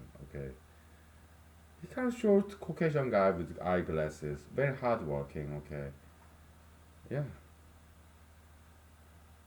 So he came up with this idea, right? Parceling. Yeah, drive through. Yeah, yeah. You shop, right? You leave your shopping cart here. Okay. You just drive by, and our employees, they will take all these bags, your shopping materials, to your car. Okay, so I did that. Okay, so it's very smart concept. Americans are some Americans are very inventive, ingenious, and very smart, creative. Okay, yes. I met him. Okay,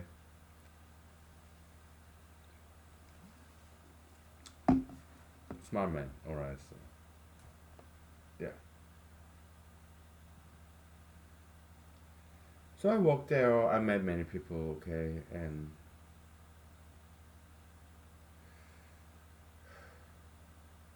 we'll take 5 minutes break and some book rest. I'll tell you all about this experience in this supermarket joint in Madison, Wisconsin, back in 1998. Well, 1999, something like that. Okay, so I'll tell you all about it. Working in a supermarket in Madison, Wisconsin, back in 1999. Okay? Well, 1998. All right. So. Yeah, when the prince was with us, yeah, party like 1999, right? Yeah, it's cool. I like him a lot. Some of his songs is cool. Others, not that good. Okay, so Prince, he made some good songs. So others, not a huge fan. Okay, so we'll take 5 minutes break. Okay, so yeah, we don't need this anymore. Okay, yeah, we are not going to do this. Not tonight. Okay, we'll do some other time. Maybe tomorrow. Okay, so right, we'll take 5 minutes.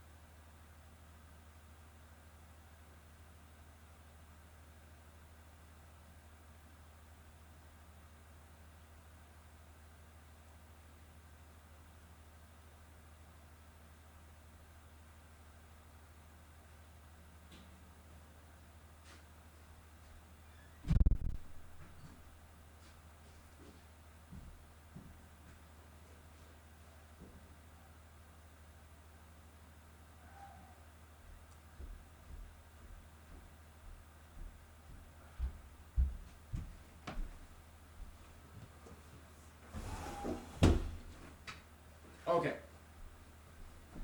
we are back, ladies and gentlemen. Okay, no more mathematics tonight. Okay, we'll pick it up tomorrow.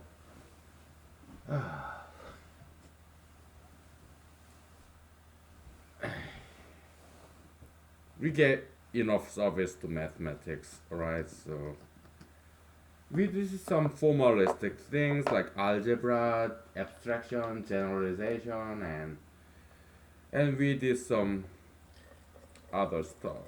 Okay, so let's take some pace, take a breath, right? Most likely the world as we know will not end tomorrow. Okay, so yeah, let's just relax. Okay, so Madison, Wisconsin. Okay, fantastic town. The State Street, University Square. Okay, University Avenue, State Street, Madison, Wisconsin. If you have ever been to Madison, Wisconsin, yeah, they have this huge Halloween party, kind of black party. Okay, yeah, the party town, number one party town, college party town. Okay, that's Madison, Wisconsin. I studied very hard, but at the same time, you know what? When I was in college, okay, yeah, I would just walk or take a bicycle or scooter because I didn't have a car, alright, or take a bus. Before I went back to University of Wisconsin Madison, yeah, I worked for a year in a supermarket, okay, because my English was just not as good, but I'll cherish that experience. Yeah, odd jobs, right? In jurisprudence, they have something that's called odd lot doctrine, something like that. Okay, in workers' compensation. Okay, so odd lot, odd lot doctrine. I guess they try to rhyme.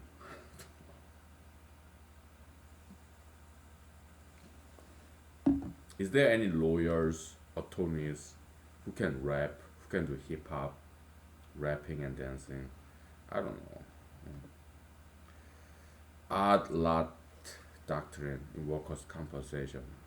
Okay. Yeah, it's well-known doctrine in workers' compensation. If you're a lawyer in workers' compensation, you know what I'm talking about, right? Yeah.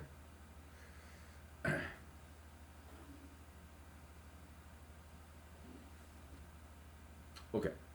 So yeah, I was like 19, 18. Okay. Maybe let's say I was 19 in 1999. All right. Yeah, commuted by bus because I didn't have a car. I didn't have driver's license.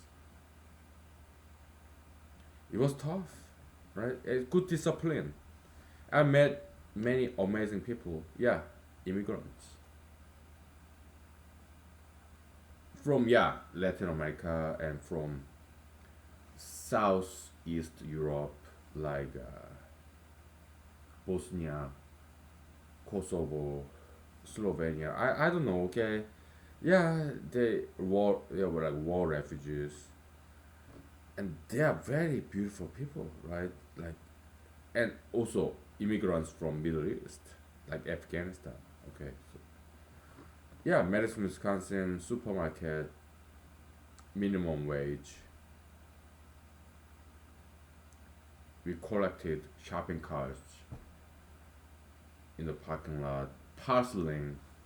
Yeah, this loading all these bags, plastic bags, paper bags to their cars. We did that and bagging. Okay, yeah, some graveyard shift at nighttime, odd hours. Yeah, some immigrants from Tibet, Asia. Okay, who taught me some great martial arts. Okay,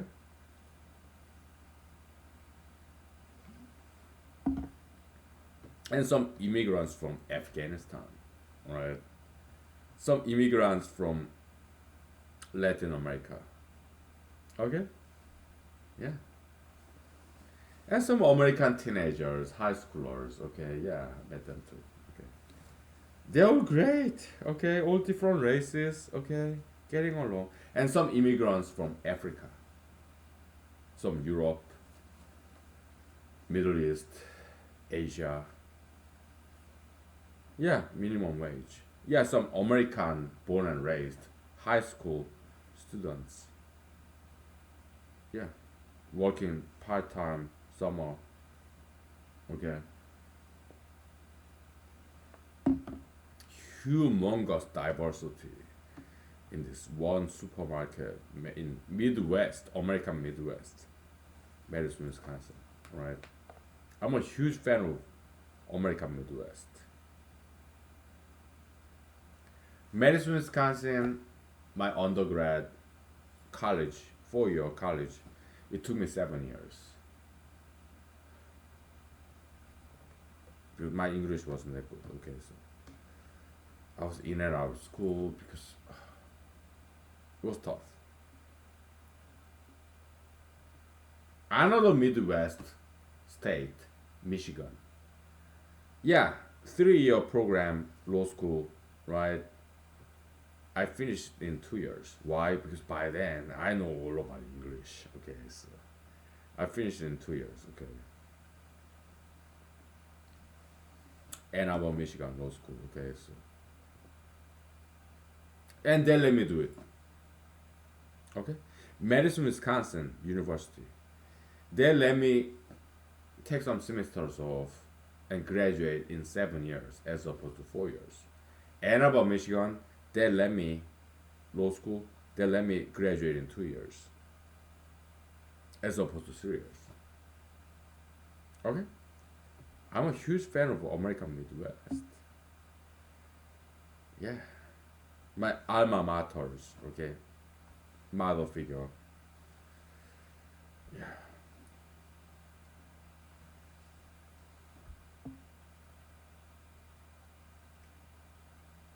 So what else happened in Madison, Wisconsin? When I was working in the supermarket. Okay, yeah, there's this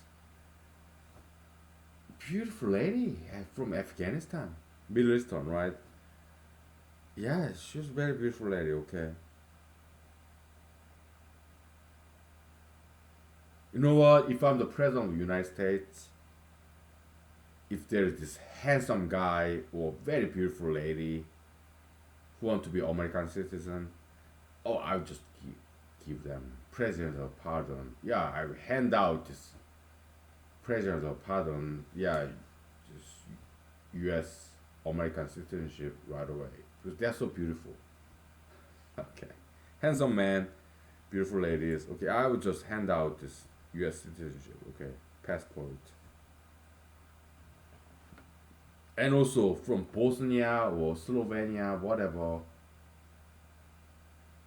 Southeast European countries.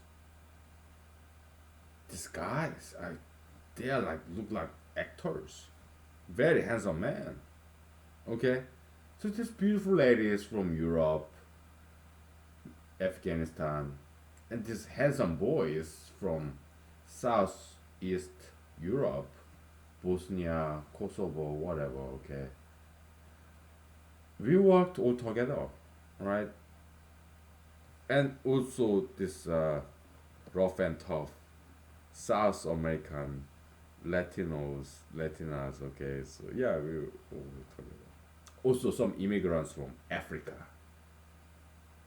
Okay, and some high schoolers, this born and raised in America in the good old American Midwest. We all work together, okay, in a supermarket in Madison, Wisconsin, back in 1999.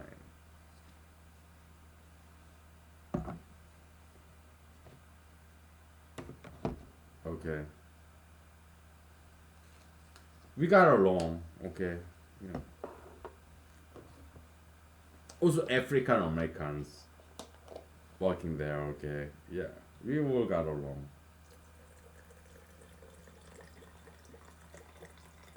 Yeah, some Caucasian Americans, Asian Americans, all different backgrounds, ethnicity, gender.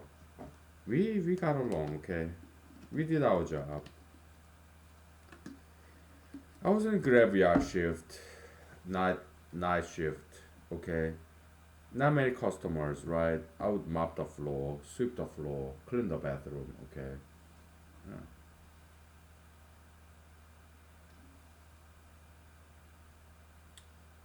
It was not easy. I didn't have a car. I took the bus. Sometimes I would miss the bus because I was like 1 minute late in the scheduled time, okay? Bus drivers, they're fantastic, right? Yeah, if they came too early in this bus station, they wait for 1 more minute, right? But I got late to that bus station, so I would miss this bus. Oh. I hope they don't fire me. I need some paycheck to pay my rent because exchange rate from Korea, South Korea to America. No, my parents they cannot support me when I'm out of school to learn English in my spare time, memorizing Beatles lyrics, Beautiful South lyrics, Aerosmith, Led Zeppelin, or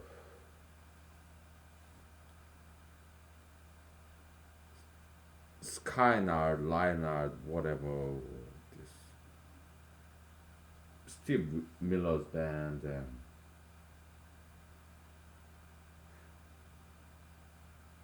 I had to work. My parents, yeah, they cannot support me from Korea to America exchange rate. No, I was out of school because my English was not that good. Okay, I had to work, so 40 hours a week, supermarket, begging, collecting the shopping cart. We have this caddy remote control, and this caddy is contraption. Okay, this like a motorized. You can push this shopping cart long rows of shopping carts. Yeah, you can guide it. This front guy, one guy at the front, these long rows of shopping carts in the parking lot of supermarket. One guy at the front to guide the direction of this row of shopping carts. At the back, we have this caddy, broom broom, okay? And it also has remote control. It even have snow tire, snow chain, okay? Okay? American ingenuity, right? But in Madison, Wisconsin, when it snowed really hard, this shopping cart caddy machine with all the snow tire and snow chain, it cannot work. So we had to use our physical manpower. So yeah, couple of us went out there, snowy wintry night, to collect these shopping carts in the parking lot of the supermarket. Okay, because this carry machine it only goes so far. All right, when it snows so much, we have to carry it, shopping carts ourselves, and we did so. Me and my buddies. Yeah, Americans, Caucasians, American Africans, African immigrants, Middle Easterns, Latinos, we guys. We went out there in the wintry night, 1999, in Madison, Wisconsin, when it's like pouring snow. We went out there to collect shopping carts in the parking lot of this supermarket in Madison, Wisconsin, year 1999.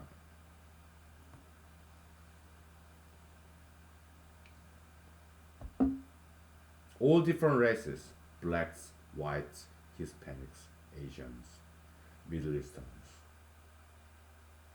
Okay, we guys, Europeans. Okay, we went out there to collect these shopping carts in the parking lot of this supermarket in Madison, Wisconsin, in the year 1999, and we did our job.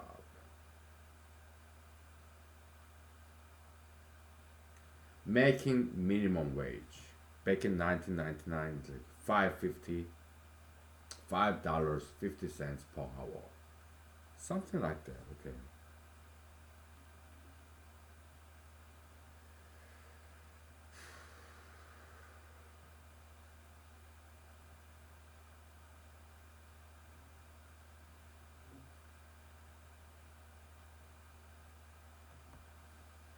Yeah, some of us would have crush on this beautiful ladies from Europe, from Afghanistan, from wherever. Okay, but we'll just watch them, enjoy the view,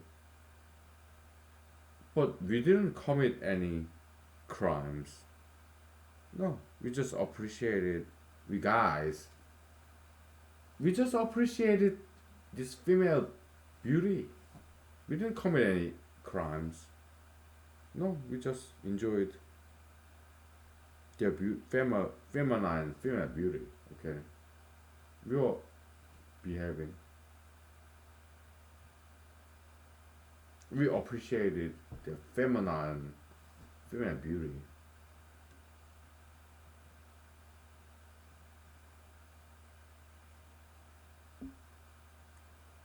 We behaved. We just appreciated their female beauty. Yeah, no tattoos, no piercings, no plastic surgeries, just natural beauty in the supermarket. Our colleagues, our co-workers from Europe, from Middle East,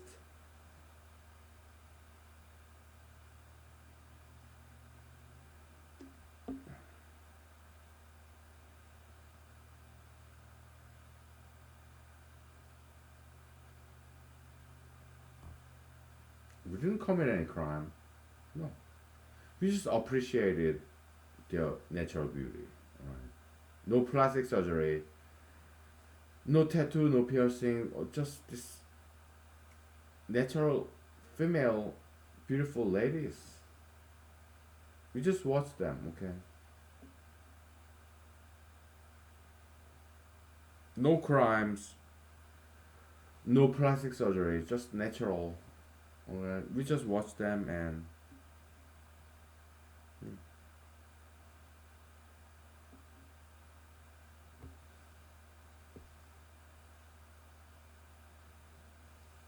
we behaved, okay?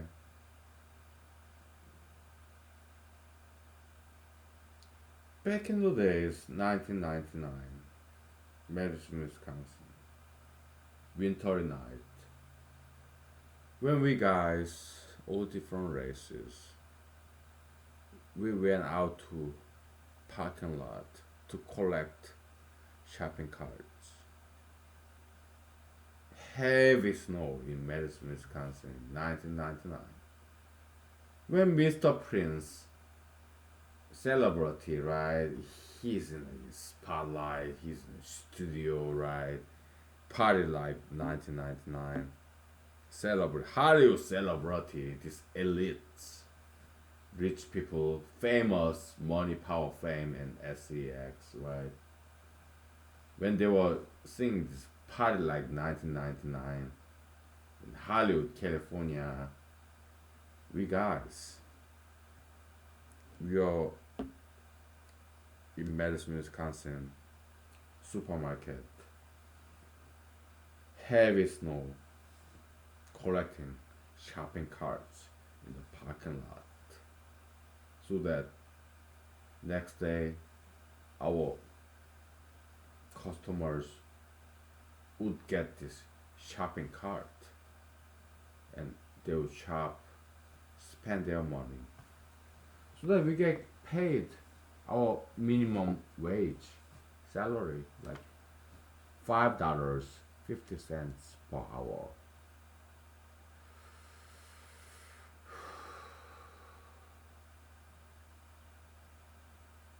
So yeah, when the prince was partying like 1999 in Hollywood, California, we, the rest of us, we were collecting shopping carts in Madison, Wisconsin.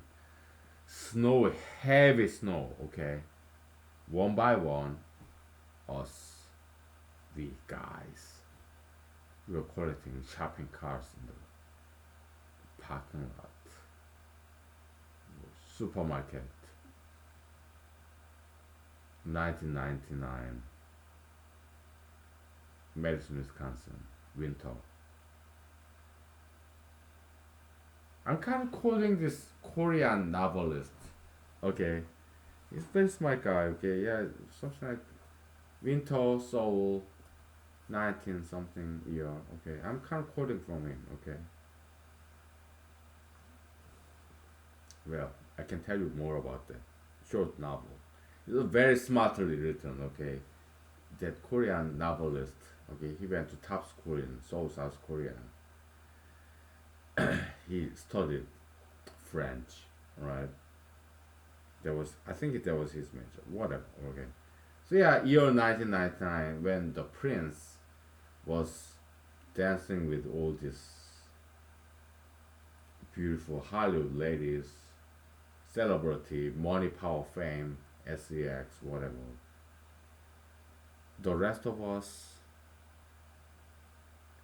Madison, Wisconsin, we are collecting shopping carts in the parking lot in this cold, dark, snowy night, so that our customers tomorrow morning would have some shopping carts to shop with, so that they can pay us our paycheck, minimum wage salary, $5.50.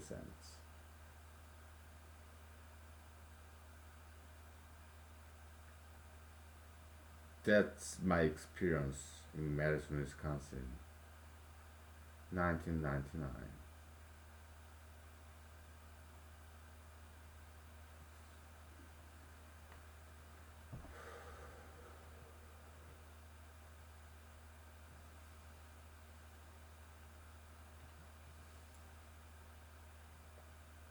We worked so hard, okay?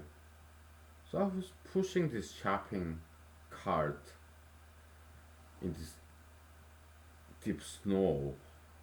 I hurt my back, okay? Just a little bit, not too much, okay? But I was minimum wage owner, minimum wage, okay? So they don't have a medical insurance, okay? I hurt my back just a little bit, okay? But they don't have any medical insurance. What did I do? It hurt pretty bad, okay? So when I cough, I can feel it on my spine, lower spine, wherever I cough. It was that bad. I was limping. I couldn't walk like normal person. I had to walk like 80 years old man with a cane. But I didn't have medical insurance, okay? So what did I do? I took it easy, okay? And it got better. Because our body has some repair mechanism. I was minimum wage worker in the supermarket in Madison, Wisconsin in 1999, right? Yeah, I don't even have any medical insurance, minimum wage, low down worker, okay? So they didn't give us any medical insurance. What did I do? Hey, my back is hurting. I was pushing this shopping carts in the parking lot in this 1 foot deep snow. Okay? I hurt my back. It hurts my back when I cough, when I sneeze. But you don't provide us medical insurance. That's fine. After a couple of days, couple of weeks, it got better naturally. Okay. No surgery, no medicine, no nothing. Okay. Maybe some ibuprofen, alright, generic brand. It got better. No doctors, no nurses involved. It just got better. Okay. Why? I was young.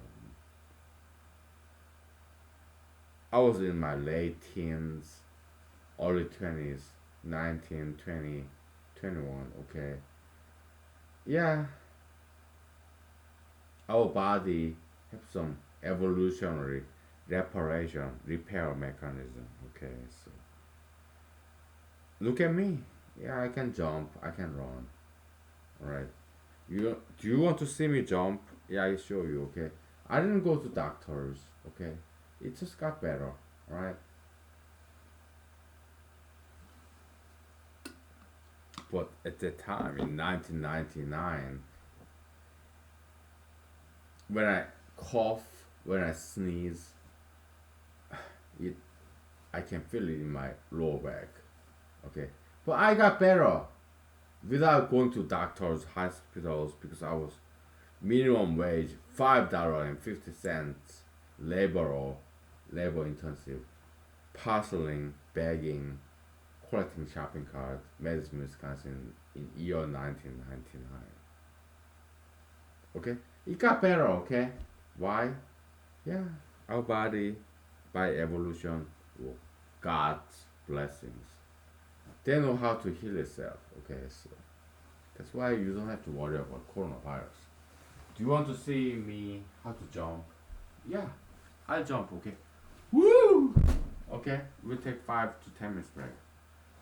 Oh, yeah, I can jump. Okay, so we'll take 5 minutes, 10 minutes, whatever. Oh, okay.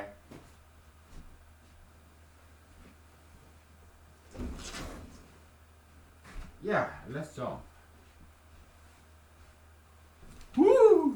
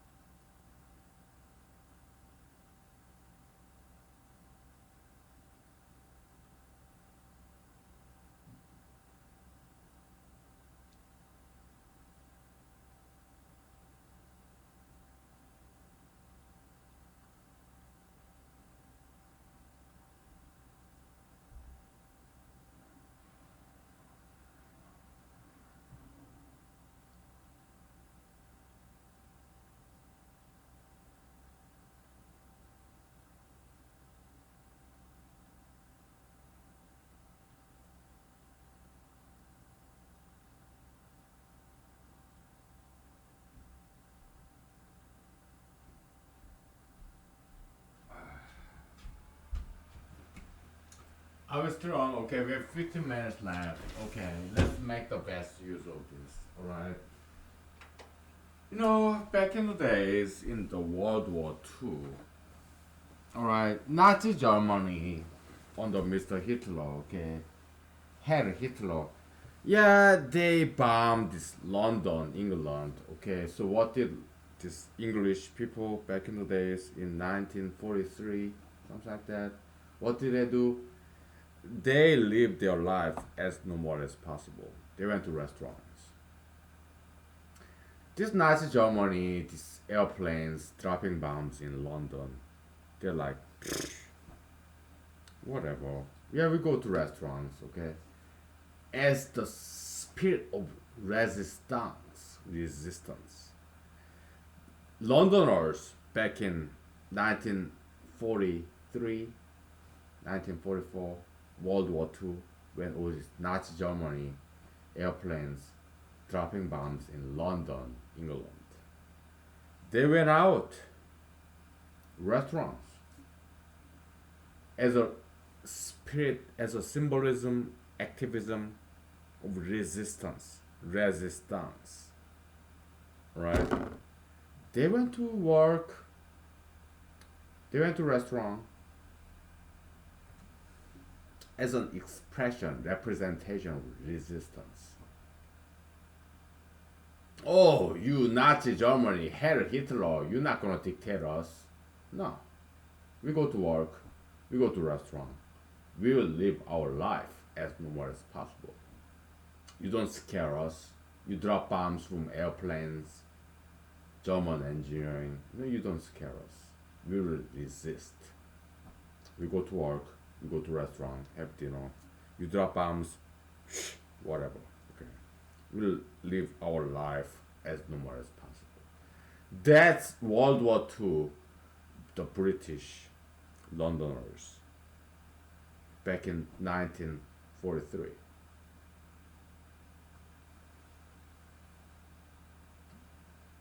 In America, yeah, FDR, Mr. President Franklin Delano Roosevelt, yeah, the fear is the only thing we should fear.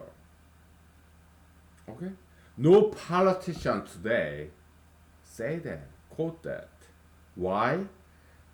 President Trump and all these governors, congressmen, congresswomen, senators, they're afraid, right? So they're afraid of this coronavirus, the public, right? So they never quote this Mr. President of America, Franklin Delano Roosevelt. Yeah, fear is the only thing you should fear.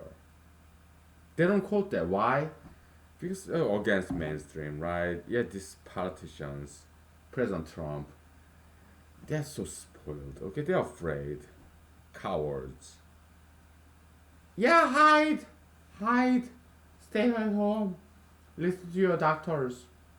Yeah, do testing, plastic surgery. Yeah, do tattoo piercing, do marijuana, do be yeah, LGBT. Yeah, become LGBT. Yeah, become plastic surgery, LGBT, smoke marijuana, do tattoo piercing. Yeah, stay at home, listen to your doctors, plastic surgeons, and stay at home, White House doctors. Miserable. These leaders, they are not leading, they are led. Miserable. Oh my goodness. I have friends who are 90s years old, in their 90s. They've been through all this. Right? I have friends who are in their 90s. Okay, they tell me, they teach me their experience, their wisdom. Okay? Yeah.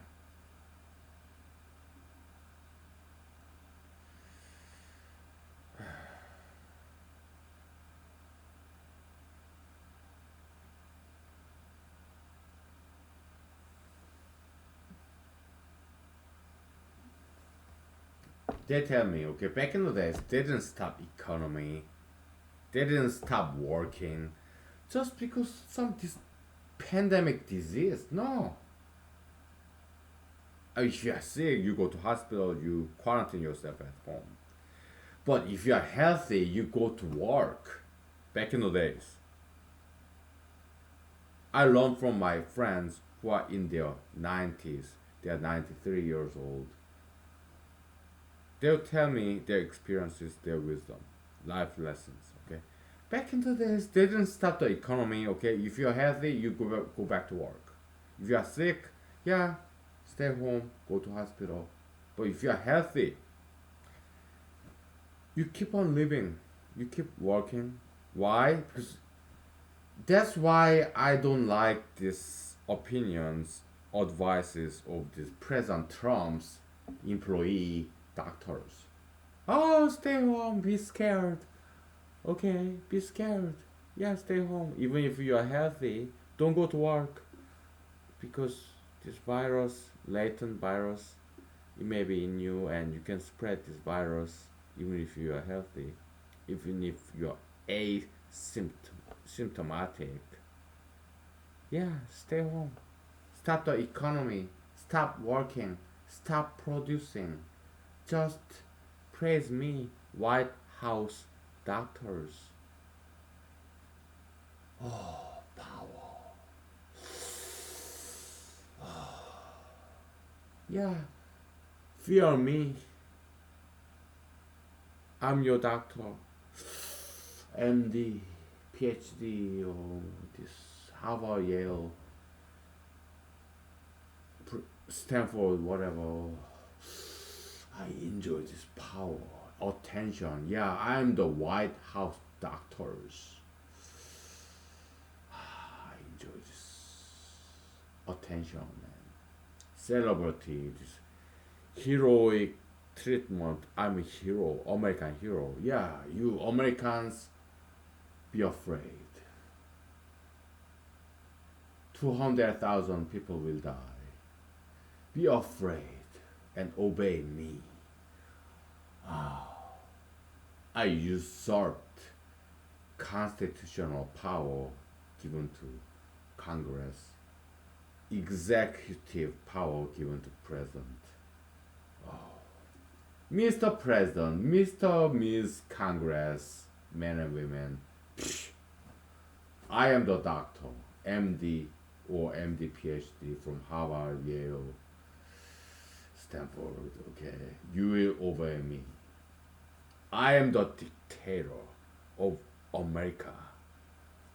Listen to me, I'm the doctor. Yeah, be afraid. 200,000 America will die by August. Obey me, doctor's orders. I'm White House doctor. President Trump obeys me. I'm White House doctor. Congress, they obey me. Yeah, judiciary, they obey me. I'm the expert. MD, medical doctor. I enjoy this celebrity, this media coverage. I'm on the spotlight in the world, internationally, and everybody's looking at me. Everybody's listening to me. Every single word, what I'm saying. I'm the doctor, medical degree. I'm in power now. I will make the best of this corona situation. I will crown myself. I know some Spanish.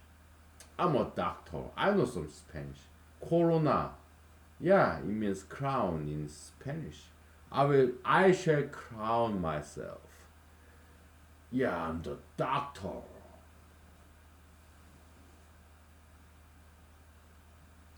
You people get scared. You have to obey me. I usurped. I overrode constitutional power given to Congress, given to executive, given to judiciary. Okay, Article 1, 2, 3. Okay. I'm the doctor, okay. Constitutional power given to Congress, First, first article. Second article, president. Third article, judiciary, judges, justices. Now, in this corona, the crowning moment, the crown, the corona, crowning moment, I'm the doctor. Mr. MD, medical doctor, MD, PhD. Oh, Constitution, fourth article, Congress, second article, President, third article, judges, justices. No, I am the doctor.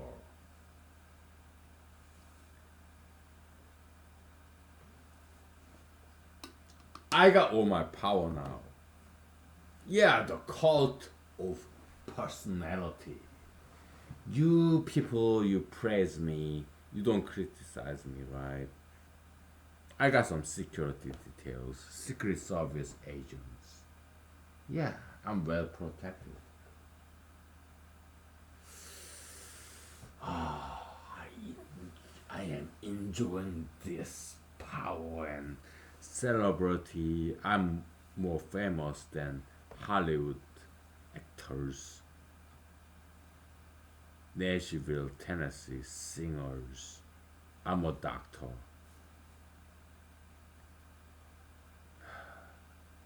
At last, I got this money, power, and fame, and perhaps some sex.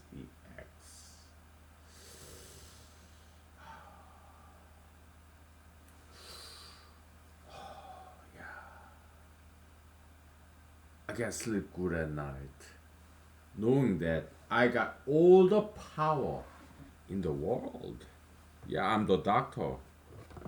Yeah, 30,000 Americans will pass away. Okay. Yeah, you obey me. I'm the doctor, medical degrees. Yeah. You Americans, you have no choice, okay, but obeying me. I'm the doctor, medical doctor, okay? You have to obey me because I'm the despot, tyrant, dictator. I make the law.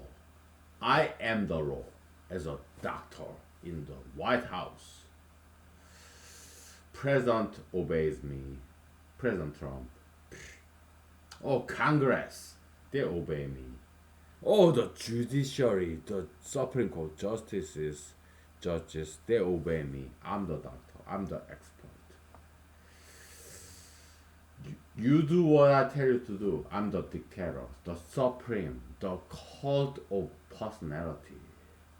Yeah, deified, worship me. No more criticism. No, you worship me. I'm the doctor. White House doctor, okay? I got all the power. I'm deified, divinized. I'm divine. I'm like Jesus. I'm like Son of God. I'm the doctor and I studied. I took organic chemistry back in the days. And I found myself to be in the spotlight. All these media interviews. Oh, I'm so happy. Oh, yeah. So, yeah, you Americans, be scared. You don't want to die, do you? Oh, yeah. Stay at home. I have to object. I think they are wrong. White House doctors, President Trump, Congress, judiciary. I think they are wrong, okay? I think they are misleading the country and the world. Alright? I have to object. Objection.